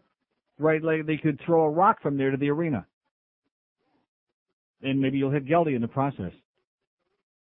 Here's Miami. Hello. Or maybe my good friend Randy Moeller and tell him there's only one Mike Lang. Here's Miami. Hello. Hello. Yes, sir. Neil, good afternoon, and thank you for taking my call. Thank you for making your movement. I'm calling about a comment that you made on Monday. This is the first time I had a chance to get to the phone. On Monday? I don't think I made any. Oh, it was probably an old tape, because Monday we played the best of, because they were doing the wallpaper and the place was 110 degrees. And it stunk and we couldn't have a live show and I was still on vacation. But anyway. Okay, you made a comment on Monday, and I'm hoping I got it right. You were talking about how religion breeds hate and promotes hate. And absolutely correct, sir. Yes. Okay, so I guess I got it correct. Yeah. And that struck me, and I thought about it for a while. And, my pastor, the Sunday before this Monday, mentioned something very similar to what you said. So when I heard you make that comment, it made me really think, and I said, it's really unfortunate that the religious people in the church convey that kind of a message to society, when in reality, the message that God wanted to get people was that he did love them and did care for them. Yeah, that's why every time he got pissed off, he was burning them and destroying them and telling them to kill each other. I mean, how can you believe that nonsense about a loving God? Well, I believe it. A loving God that drowned all the people and all the animals. I mean, well, what kind of ridiculous stories are these? You're talking about God as a loving God? Is that why he kept unleashing all these plagues on people? Well, Neil, I look at my kids, and every time I look into my kids, I thank God for them. And, that's a manner of speech. It doesn't mean anything. It means nothing. I understand the reason why you probably made that comment on Monday is based on your experiences that you've had with people that have led you to believe that God's it hasn't got anything to do with experiences. It has to do with having a brain and using it, being just not brilliant, but just intelligent enough to see through all the baloney and to appreciate nature and understand what life is really all about. Not some ridiculous old man with a white hat sitting up on a throne somewhere. Not some fairy tale. That's for people who are still living in a mental childhood. Well, I mean, you have to grow up someday, sir. You have to realize that nature is what it is, and come to grips with the cold, hard world. There is no God up there that's waiting to answer anybody's prayers. Well, I respect your opinion. It's not an opinion, sir. It's a fact. It's not an opinion. It's a fact. There is no such thing. It's a man-created. It's an invention of man, of delusionary or paranoid people. Neil, like I said, I respect your opinion. It's not. Let me say it again. Not an opinion. It's a fact. If you want to be an emotional cripple till the day they put you in the box, seriously, you're entitled to do that. I don't begrudge you that right, but I think you'd feel much better about life if you could be a realist and live, bring your brain into the real world and stop talking about this imaginary God that doesn't exist. There's no such thing. Well, once again, like I said, I appreciate you letting me come on the air and comment about what you said on Monday. Okay, and I'll pray for you. Thank you very much, Neil. God bless you. you. Have a good day. Okay. Bye-bye. Nate. Neil, God bless you, with or without sneezing. It's just not complicated. I mean, I get to the point it exhausts me even to have these discussions because it's so painfully obvious that this is all man-invented crap over and over and over again. I read a really interesting article, and it was the only one, by the way, in those Atlanta papers on a plane coming back from vacation, in the Atlanta Constitution. And when I saw the headline, I thought, here we go with one of these religious nuts. But the woman had a very good point. And she says, instead of all these idiots trying to inject teaching religion in the school, let's teach comparative religion in the school. I'm all for that. The only problem is the reason that doesn't usually happen is because the fundamentalist, whatever religion it is, they don't want their kids exposed to any other thought, the idea that there might be something else besides the stuff that they brainwashed them with. And by the way, isn't it interesting that all the people that are screaming about Elian being brainwashed when he goes back to Cuba, if that should happen, that he's in a Christian school right now being indoctrinated with all this hocus pocus and bullcrap. Catholic school. Exactly.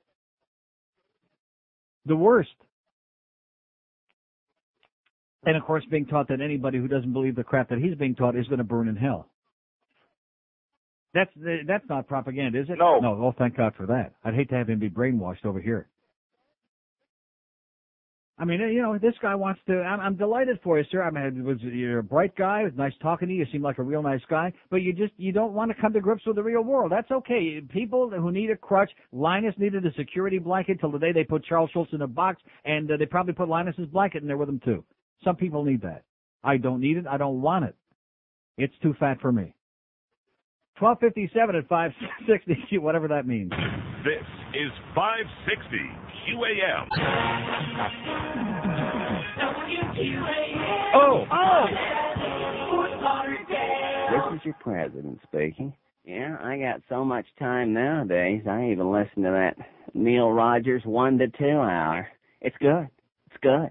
It's a special day here at Disney World when the screening gays meet the rest of the girls in the closet no more. That's what gay day is for. It's a gay day after all. Okay. It's a day of fun when we wear red shirts and when we all come, you can hear the squirts. We can tickle and tease with our manicured goatees. It's a gay day after all. We'll be holding hands in Adventureland and watch the Liza Minnelli marching band. We'll make Tourist Street with a kiss on the cheek. It's a gay day after all. We can wear tight shorts made of gold lame and wear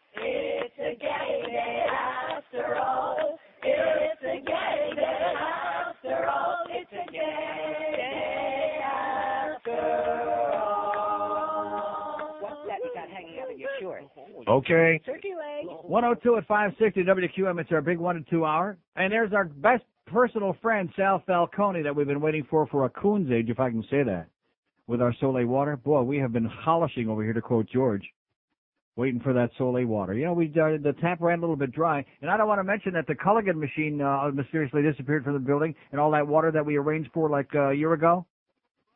Remember those great, glorious days when we first came up here on the third floor? And our good, close personal relationship with the Culligan people. I don't want to mention Todd Drecker, his good friend at that agency that destroyed that relationship almost before it started. I don't want to. Thank you, Sal. You're the best. Always. See, there's our. I beg your pardon? You got me the big. I'd like the big ones, or the medium ones, and the small ones too. Speaking of that, by the way, Miguel is out at the thing. Let's just pretend Miguel is out there, okay? Get a gigantic gathering. Yeah, the nephew just called in from the QAM van. He said that as soon as I mentioned Miguel's name, the crowd was swelling. He said it was gigantic, and the crowd too. They were swelling in their pants. The QAM van, it's at the California Pizza Kitchen, 2301 North Federal Highway. In fact, I got a great idea for you. From now on, here's a spectacular idea. Every time the nephew goes out on one of these deals, so that Miguel doesn't have to be hassled in person, we'll get some autographed pictures of Miguel, like in his BVDs or something like that. What's wrong with that? Every fag within a 200-mile radius will be out there. In fact, there's a whole busload coming over from Fort Myers. And I hear, man, there's more fags in Fort Myers than you can shake a sheep at. That's what I'm hearing. Uh-huh. Wow. Anyway, he'll be there till 1:30, the nephew, at California Pizza Kitchen. If he passes at the New Times International Beer Fest on a week from tomorrow, Friday, February 25th, and the Dan Reno Golf passes too. And did you notice what I just said? On tomorrow. That's a dark person's thing. Oh. Did you ever hear a dark person say, a black-complected person say, "Oh, I'll see you on tomorrow"? No. Yes. That's part of Blackese speak. Yeah. I've heard him say, "Let me hold a pencil." Let me hold it? That's what Cecil says, let me hold it. Here's Hollywood. Hello. Oh, God. I hear he's in a holding cell right now. Yes, sir. How are you, my friend? Great. 2 points I have to make. Okay. The Frontier out in Las Vegas. That strike has been over for almost 2 years. But they're still picketing out there because practice makes perfect, I guess. No, sir. I'm just so used to having seen them out there, I'm no, just disappointed they went away. It lasted for 7 years, one of the longest strikes. I know, that's why I got used to seeing them there. Yeah, but they've settled. It's now called the Beef Front. I guess either it was worthwhile or not, or maybe they just all died off.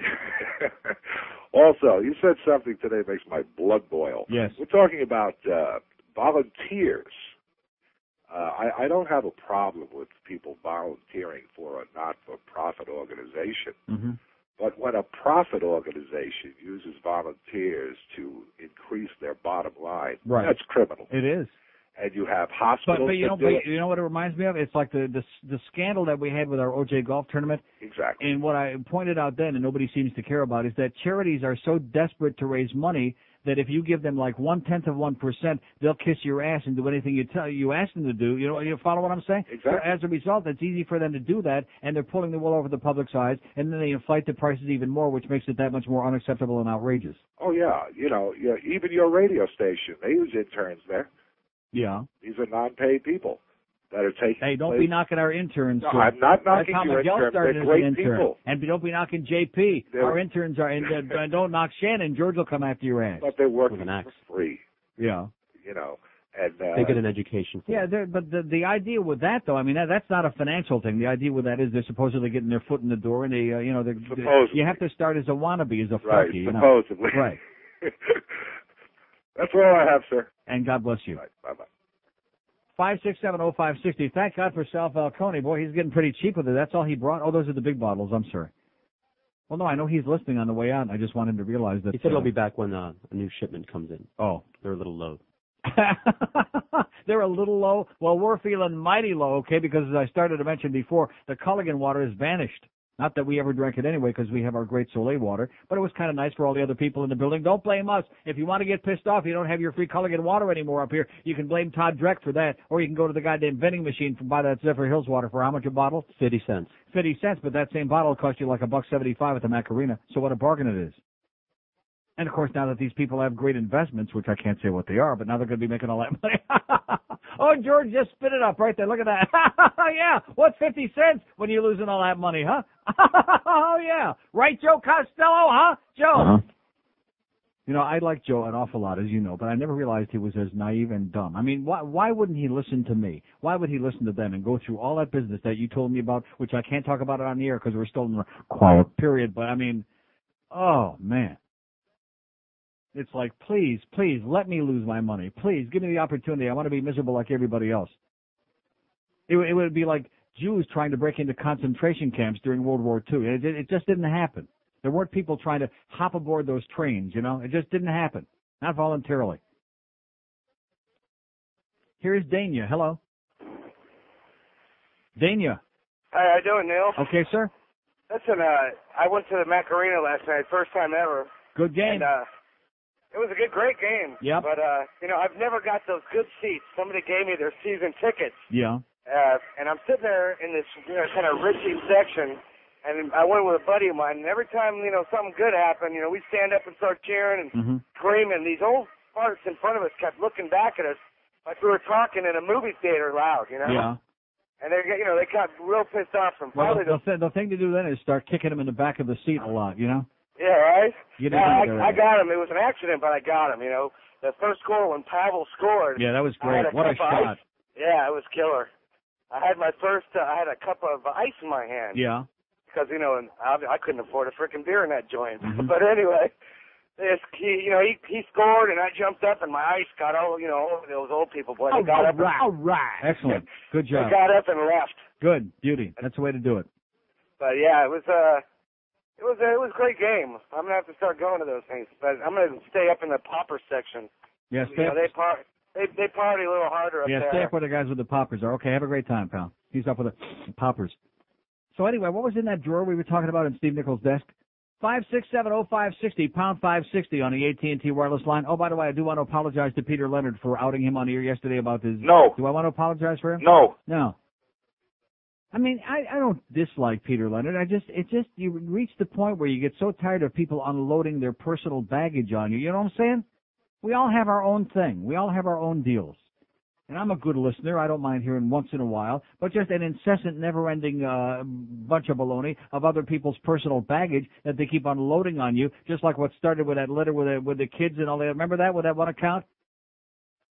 God. You have to, pull your pants up and, stand up on the top of the mountaintop once in a while and be a man, like me. Be a real man. How's Miguel doing, by the way? That's a real man. No, can I tell you who's a real man? And they show that this show is so popular. It's a terrible show, by the way. So popular in Amsterdam, they show it twice a day. Silk Stockings. Roy Estes, who now, of course, isn't he on Melrose Place now? And, of course, much older and has lost it. But nevertheless, that is a real man from when he was on that show, which, of course, now he's like an older real man. Not quite so real anymore. What? You don't know Roy Estes? Sorry, no.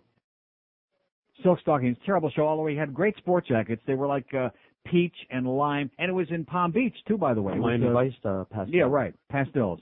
Peach. My favorite was the purple, though. Boy, he sure looked good in that purple. Always looked peachy to me. Roy Estes. Of course, now it's like everything else. It's like Corey Hart. I see that infomercial, Corey Hart. That's 20 years ago. Can you imagine what he looks like now? Oh, my God. Jesus. Wake up with the first team. No. Joe Rose, Jeff DeForest, and Steve Goldstein. No. Weekday mornings at 6. Only on Sports Radio 560 QAM. Were you fudge packing? My anus. Rectum. My anus. There. My anus. My anus. My anus. My anus. My anus. My anus.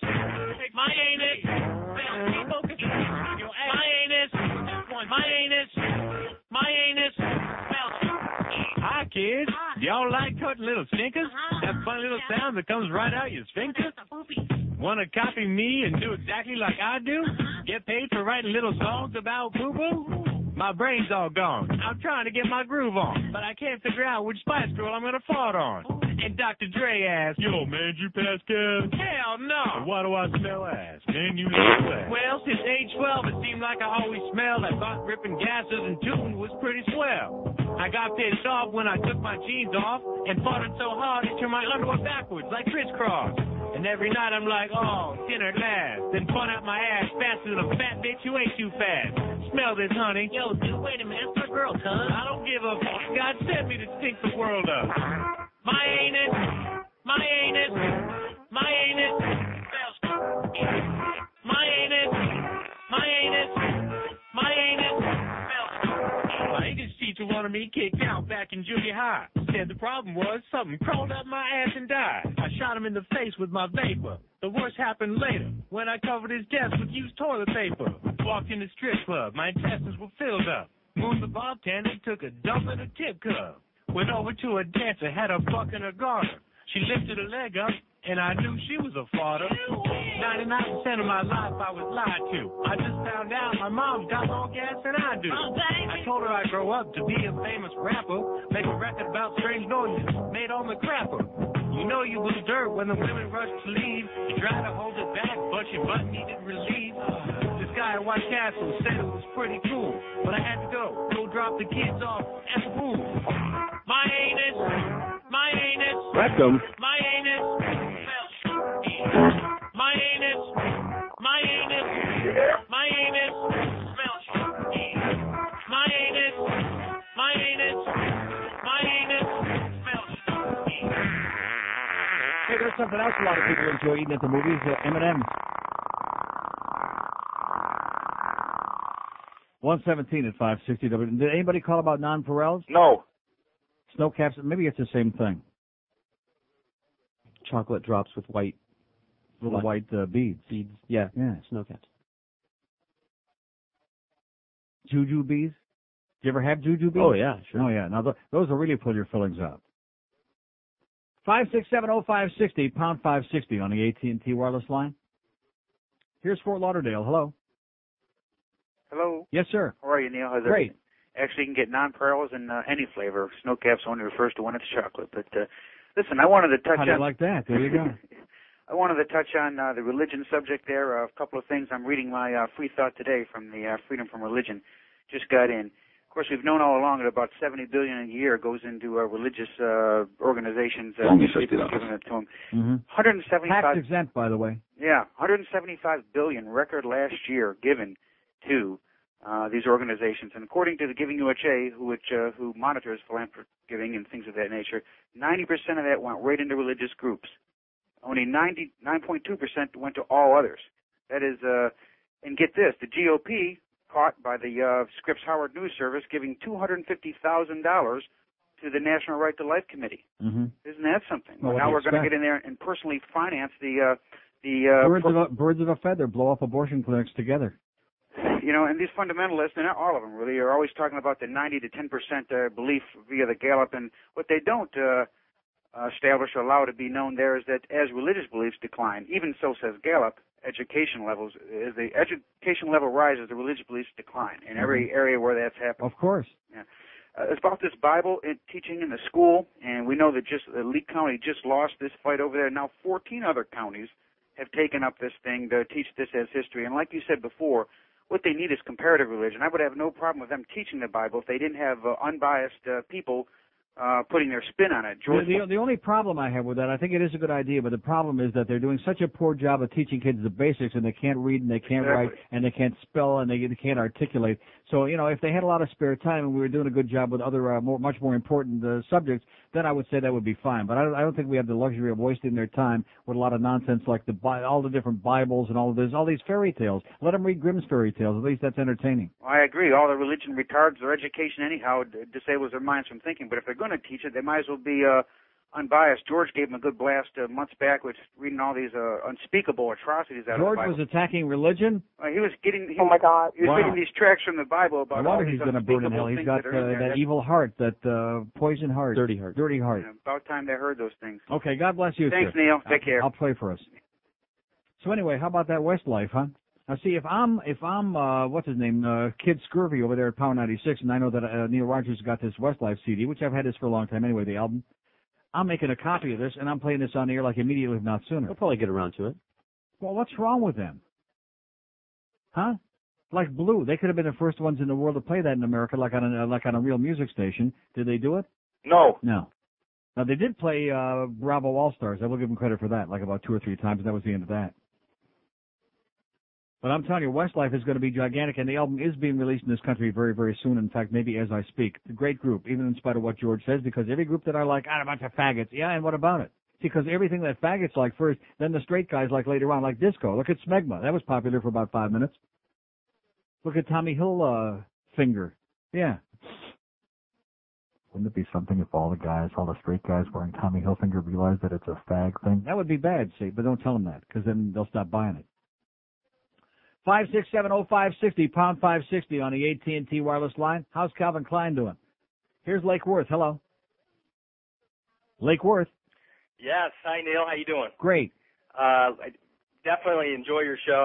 I would like to say that the week and a half that you were off, not that I didn't like George, but... Not that we want to knock George, but... Did you partake in any of the Yauman over in Amsterdam? No, man. No, man. No. A couple things for you. You were talking about great hockey announcers yesterday. Yes? I got one that I got to add. Dan Kelly. Yeah? St. Louis Blues. Great. And I didn't know if you had any material from him. No, but of course the one that everybody's heard 50 million times is Bobby Orr scoring the goal to win a Stanley Cup. You know, Sanderson, or Bobby Orr, we've seen that 50 million times. Dan, you were great, but we've seen it enough, Yeah, right. Well, I'm from St. Louis, and... KMOX, baby. There it is, the great Dan the Kelly, Mighty Mox. The great Jack Buck, the great Harry Carey when he was doing the Cardinal games. Yeah. And the great, probably before your time, but probably maybe one of the best of all was Buddy Blattner, who did the old St. Louis Hawks before they left town. I wasn't familiar with that one. Buddy Blattner. He used to do the Game of the Week baseball on TV back in the early 50s with Dizzy Dean, and then got screwed over, and as usual, he was the good broadcaster. He got canned, and Dizzy Dean, who was totally illiterate, they kept him on the broadcast with Tony Kubek, another illiterate. Yeah, I kind of stopped following Not the Blues Kubek, after Mike Keenan destroyed the team. Yeah. But I would like to say I got a chance to go down to the National Car Rental Center. The Yenta Center, yeah. And it's not like watching a hockey game up north. It's just there's not the oohs and ahs are very limited. Mm-hmm. And that's it. I just wanted to call the oohs and ahs are more likely to happen when they're having the puck shuffle there, with somebody in the crowd when there's a pause in the action. Right. And you're like, in fact, I went out yesterday to take a leak. This is a true story. Because when the little pink light comes on, there means it's commercial time, and that's always a good time to run and take a leak during the middle of the period. You won't miss anything. And I went out to take a leak, and I started coming back, and I hear all this reaction from the crowd, and I realized there's no way the game has started again. And somebody in my section, the guy who sits a few rows below, he said to me, "Gee, did we miss something?" I said, "No, it's probably just a puck shuffle." And sure enough, I look up there on the board, and here some broad is picking out where the puck is hidden. It's some stupid contest again. That's when you hear the oohs and ahs, is when the little blimp goes over, when they're slinging the T-shirts up in the crowd, and when the puck shuffle comes on the thing. The T-shirts that you wash, and you can put them on your teddy bear next week. Exactly. Take care. Hey, I love your talking about the advertising sales guys. The bald-headed guy? Yeah, Mike? Yeah, the chain smoker? Yeah. I'm in advertising sales for a newspaper up here. I'll pray for you, pal. Okay, buddy. Good luck. Yeah, poor Mike. And then, of course, there was the chronic masturbator that we had in, whose name was also, I'm sorry. 5670560 pound. So is it true that Peter Leonard's leaving, or did you just make that up? What are you asking me for? I don't know. I just don't like him coming in here blaming me. If you want to keep something a secret, don't run around blabbing it around a building. Don't keep dropping your heavy baggage on everybody else. That would be like me coming on here the other day talking about my broker screwing up my goddamn account. No, and the reason I did do that is because a lot of other people can relate to that. Because everybody and their brother now is investing. This is the whole American way now. Everybody, they have 5 shares. They've got 1 million shares. Whatever they got. It's the whole thing now. They're tuned into CNBC. They're tuned into all this stuff. CNN, FN. Constantly, never ending. Because we've been conned into believing that somebody on there knows what they're talking about, and maybe we'll get lucky. Like I said before, you go to the track, at least they put on a good show. You get some entertainment while you're losing. You go to Vegas, you get great entertainment while you're losing your ass, and at least you got like a long shot. Maybe you'll get lucky and hit a strike it rich. Like that Puma stock, $4 at opening, $142 a share. It's down, it's like 78 or something now. I'd still take it. $4 a share. I want to say right here on the air, I am a moron. I'm an idiot. I'm a dumbbell. I'm stupid. Online health, I said, okay, I'll give that a shot. It went in the toilet. I lost like 2/3 of the money on that, okay? You invest 30 grand, you get 10 grand back. Not a good investment, is it? No. No. And the same person gave us the other one that gave me online health. I said, well, you know, if you're burned once, what do they say? Fool me once, I'm a schmuck, and fool me twice, and I'll blow your brains out. Something like that. I said, I don't think so. It's not the Puma footwear. I don't even know what the hell they do. It's some other thing. It's like some Indian guy. I think it's drugs. Went from $4 to $142. That means if you invested $30,000 at $4, you following me? And it went like 40 times, 35 times. That's $1 million. That's over $1 million bucks. That's $1,500,000. Did I do it? No. And of course, it's obvious I didn't do it, because if I would have done it, would I be sitting here right now? No. Of course not. So that's the good news. See, there's something to look on the bright side. I wouldn't be here just dazzling you with all my bullshit if I would have done that. 57 years old. That's not old enough to retire, is it? 26 after 1 at 560 WQAM. Oh, God, Neil. From the director of The Shawshank Redemption, it's the movie you knew Tom Hanks would eventually make. God did not put a gift like that in the pants of a man who he did not intend to use it. Starring another slow-witted Southerner, our president. They told me not to go near it because it was so big, and they were right. Oh, yeah, well, whoopsie daisy. Here, take my hanky and wipe your chin off, would you? Can't have any evidence. It's The Creamed Smile. Whoopsie, that was almost really embarrassing. Yeah, do you see any more anywhere else? Oh, well, you see, you still miss some, damn it. You have to clean that up, darling. The Creamed Smile. In CD theaters everywhere. Squirt, squirt. 131 at 560 WQM. So somebody, one of my chronic faxes me a picture, not a real good one, of Rob Estes. Rhymes with testes. Man, it's just stuck his head in the door. I said, what do you think of Rob Estes? He said, he has a stud. Yeah. Anybody can see that. He has a stud. Was. Not is, was. And now, of course, he's on that, what is it? Melrose Place. Boy, that's how's that show been on all this time? God. Let's bring back Knots Landing, huh? And maybe we'll hear from our good, close, personal friend once in a great while, although I doubt it. Now it's getting close to thanks time. Huh? You think we'll ever hear from her again? No. No. 5670560, pound 560 on the AT&T wireless line. Here's a mobile in Kendall. Hello. Mobile in Kendall. Neil. Yes, sir. How you doing? Great. Just to let you know, there is a blank spot there. You don't hear you on your first round when you say hello, or, you know. There's mobile. a blank spot? Yeah, it's completely dead. Swoosh. It's completely dead. Okay. Anyway, give me a moment here. Must be this great phone system that we got in here, huh? Well, I Must know be you that. paid- I've only been doing this 100 years, but for some strange reason. I mean, Greg Reed paid a lot for it, didn't he? Yeah, sure. Yeah. Anyway, give me a minute here. I just want to change the subject just a minute. I just want to know if you had seen I don't the think he was paper. getting his allowance that week. You've seen the paper this morning as far as our illustrious school system in Miami? What about it? The slap in the face that Oprah Winfrey got? Yeah. From Henry Franged? Yes. Our Lost ragtop, Oprah opportunity angers the faculty at Turner Tech, rhymes with Drek, yes. Yeah, our ragtop. Well, that's communist. because Henry Frayne. I mean, that guy, you just look at him and you say, if he's got anything to do with the school system, we're in big trouble. Anybody just looks at that guy, they know that. Did you see the editorial, what they put in the back? Yes, I did. The book that he's going to come out with? Ripping him an ass. But the whole thing is that I'm trying to find out is there any way that you might think of, I know you live up in Broward, but that we can get him to retire and then he can go out to the Florida Straits or something like that and just sit on a boat or something. Okay, we'll work on it. Okay. We'll get him a rubber raft. 5670560. Did we had one lady on the air today? No. No, I noticed that we've had some on hold there. See, now you got me between a rock and a hard place. But they just don't hang on. Here's a pig report in Fort Lauderdale first. Hello. Hey, Neil. Yes, sir. Got a pig sighting on Cypress Creek Road about a mile west of Federal Highway. All right. Okay. God bless you, sir. Thank you. He's cranking it up on the radio, too. Here's a lady, finally, a lady mobile in Coral Springs. Hello. How you doing, Neil? Great. Just wanted to let you know that Rob Estes and Melrose Place, they've been off the air for a year. Oh, so those are just reruns that they're showing somewhere? Just reruns. I don't even know where you're finding them, but I have a question for you. Oh, well, I guess it was over there. They show that in Amsterdam. That's where I saw that. When I That's turned it up probably immediately. what it is. It's gone. It Well, what was about very bad. Silk Stockings? That was a hell of a show. Not a good show as far as the content. Yeah, but to look at him, he's pretty good. He was pretty damn good, especially with those pastel sport jackets. Yeah, I'll tell you that. Mm-hmm. I have a question for you. I have a 22-year-old son. He's going for that test, forwards and backwards. Any good suggestions? They think he's got IBS. I know you've been through that in the past month. Any good suggestions? Yeah, I mean, should he do it? Is it invasive? No, it is not at all. Tell him she's no problem at all. Okay. Tell him this should be his worst problem. Yeah, you're absolutely But right. better off to find out what it is. You know what I'm saying? You got it. Get to the meat of the matter. Okay, good luck. Thank you. Bye. IBS, as a matter of fact, speaking of IBS, we got a product here that Gary Sarner brought in, and I better not talk about it until I take some and see if I'm... What? Oh, you're going to sneeze? God bless you. How do these things smell? They don't have any smell. Natron's Healthy Trinity. Sounds like a religious thing. Uh-huh. Oh, look at that. There's a little picture of Janet Paul Crotch on the back of the bottle. Isn't there? No. Just a joke.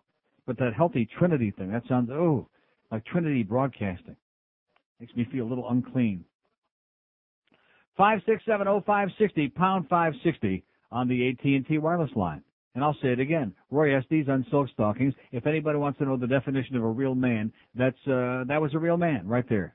If you want to, anybody in the audience wants to see, of course, I don't know where you'll see that show anymore. Maybe you'll have to get on a plane and go to Amsterdam and turn on one of those, whatever those cable channels they got, and you'll see it like 30 times a day. Here's Miami. Hello. Miami. Neil. Yes, sir. Hey, how you doing? Okay. Listen, I know you're always concerned about your blood sugar, and my mother, having been to the doctor herself recently told her she needed to start taking insulin. Yeah.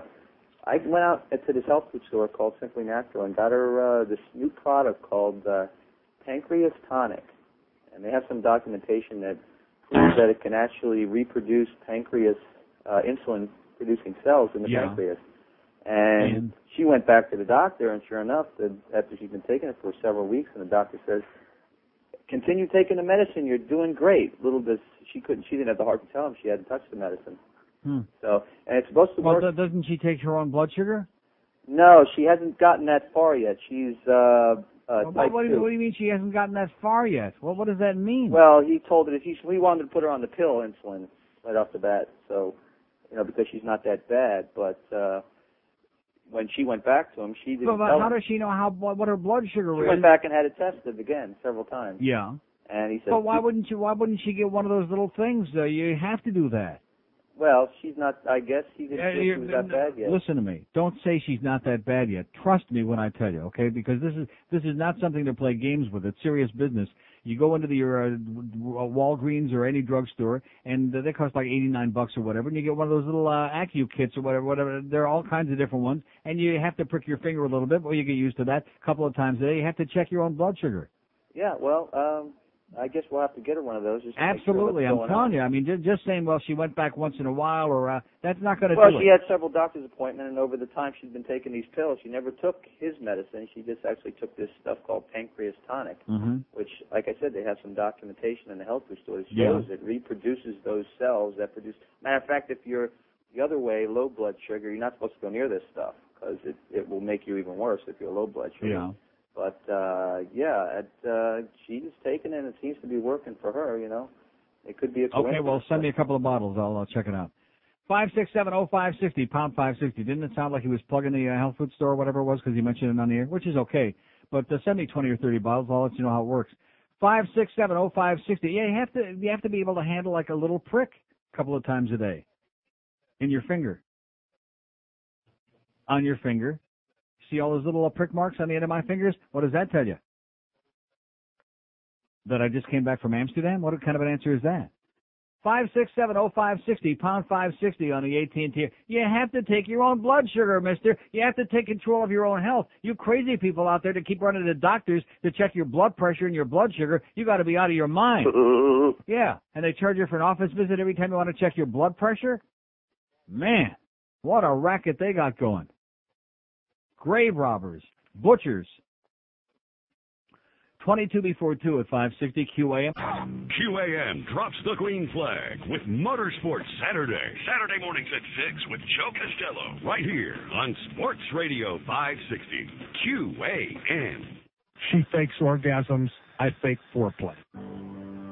This is the face of erectile dysfunction. Oh, jeez. And this is the face of erectile dysfunction.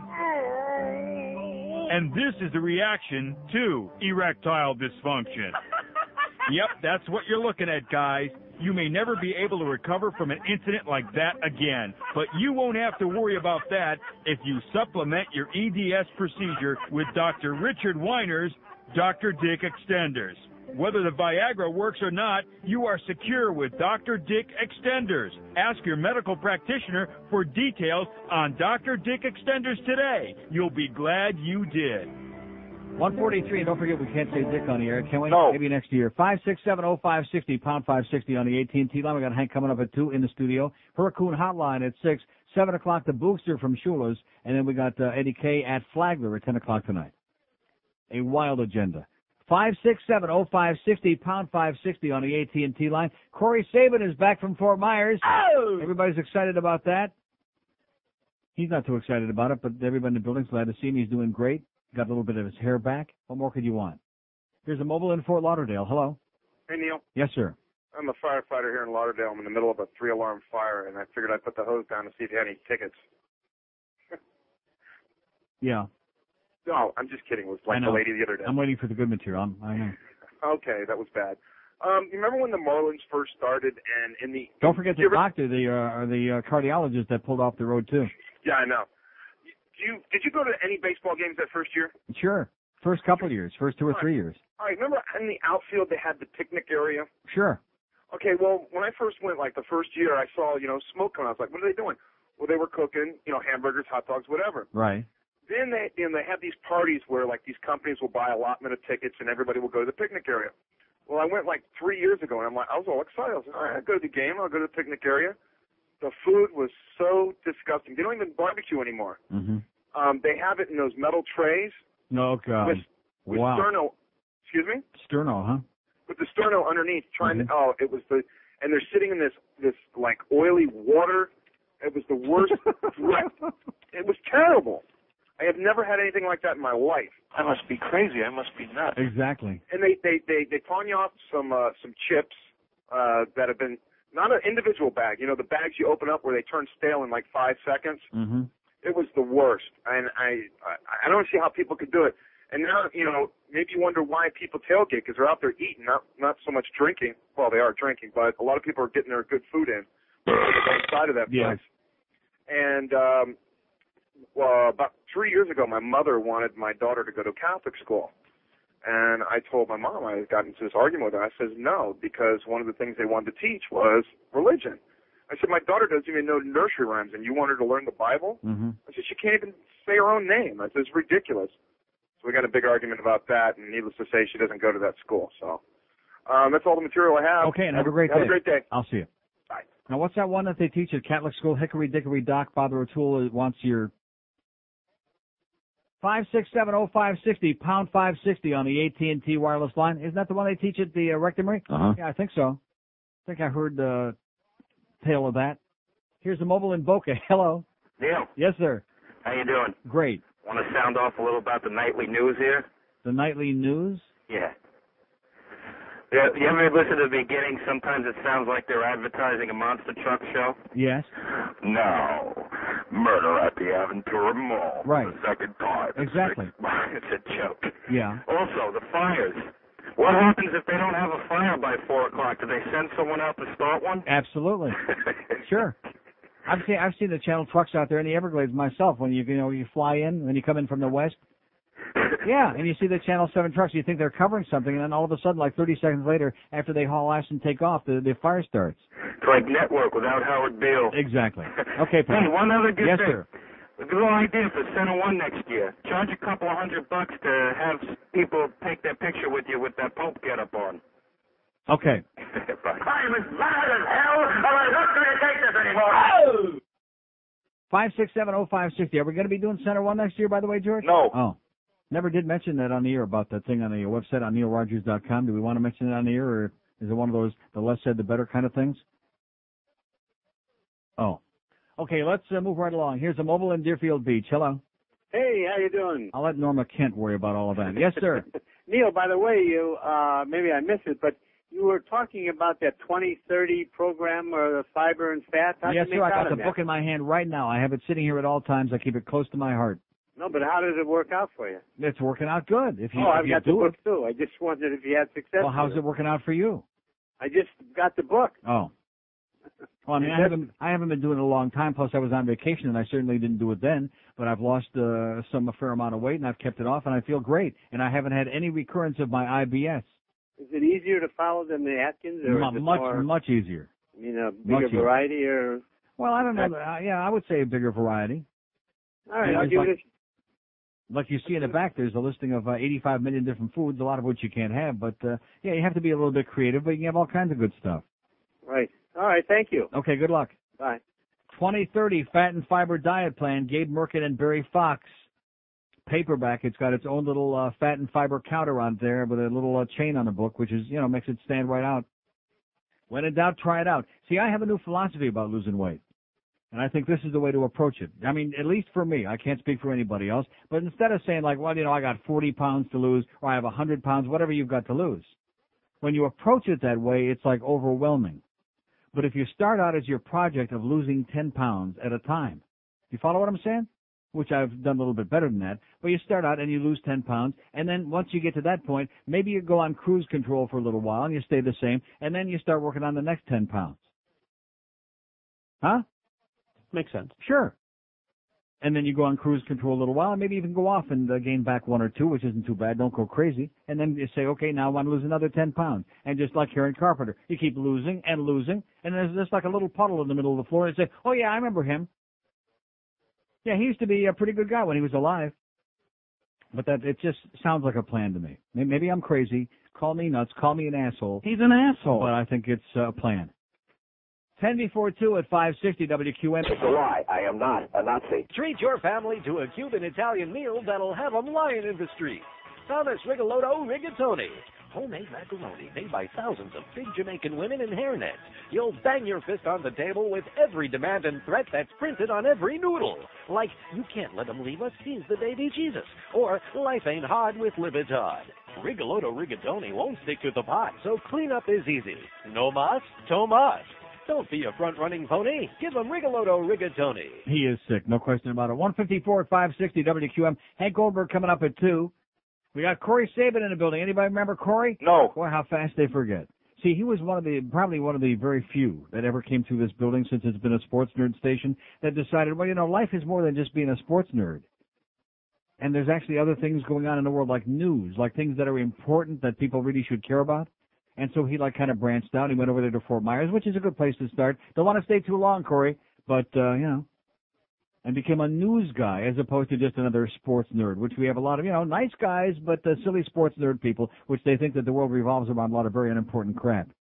Does it? No. No. Here's Weston. Hello. Weston. Hello, Neil. Yes, sir. How you doing? Okay. Listen, guy, I heard you talking about the silk stocking show. The what? Silk stockings? Silk stockings, yes. Yeah. Well, that's on every night at 12 o'clock in USA. Really? Uh-huh. All right. Excellent. Okay, guy. Thanks. Take care. Okay. And watch what you do to that Rob Estes blow-up doll. It sounded like he was getting a little hard on it. Anyway, Rob Estes, here's the bio. See, just get started and all of a sudden the good stuff. He was born with a banjo on his knee, July 22nd, 1963. That would make him right now 36.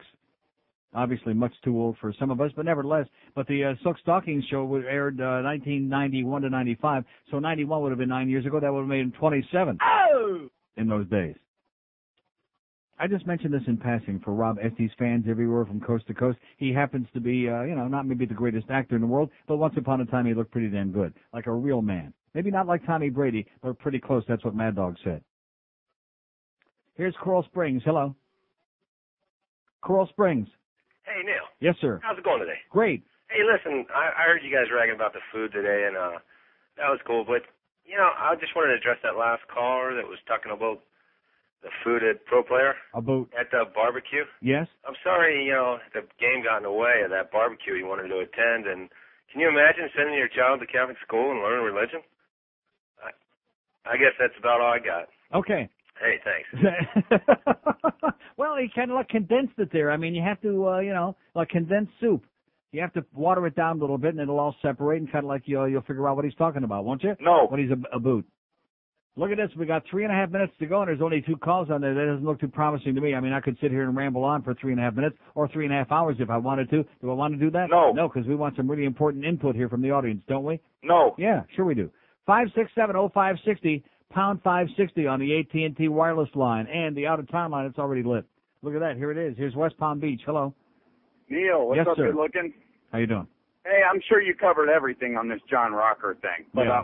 one thing, I don't know if it was said, but Nazi Germany used to send you to school, too, if you didn't agree with their ways. Mm-hmm. Or if you weren't real pro-German, they would make you go to school, too. You're right. It's an act of fascism. This man has got First Amendment rights to say whatever the hell he wants. He doesn't represent the Braves organization. Right. He doesn't represent Major League Baseball. They should have absolutely no right to censor what he says in any way. And if they don't like it, they can say, hey, we disagree with him. He doesn't speak for us and he's an asshole. But they certainly don't have a right to deprive him of earning an income. He's hired to be a pitcher, not to be a spokesman.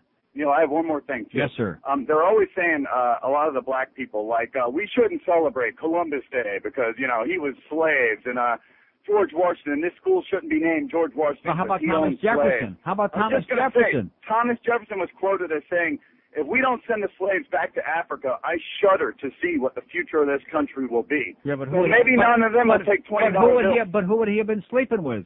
Yeah, well, maybe none of them will take a $20 bill from now on. Yeah. Because Thomas Jefferson's on there. He owns slaves. Nothing smaller than 50, man. Hey, God bless you, Neil. Okay.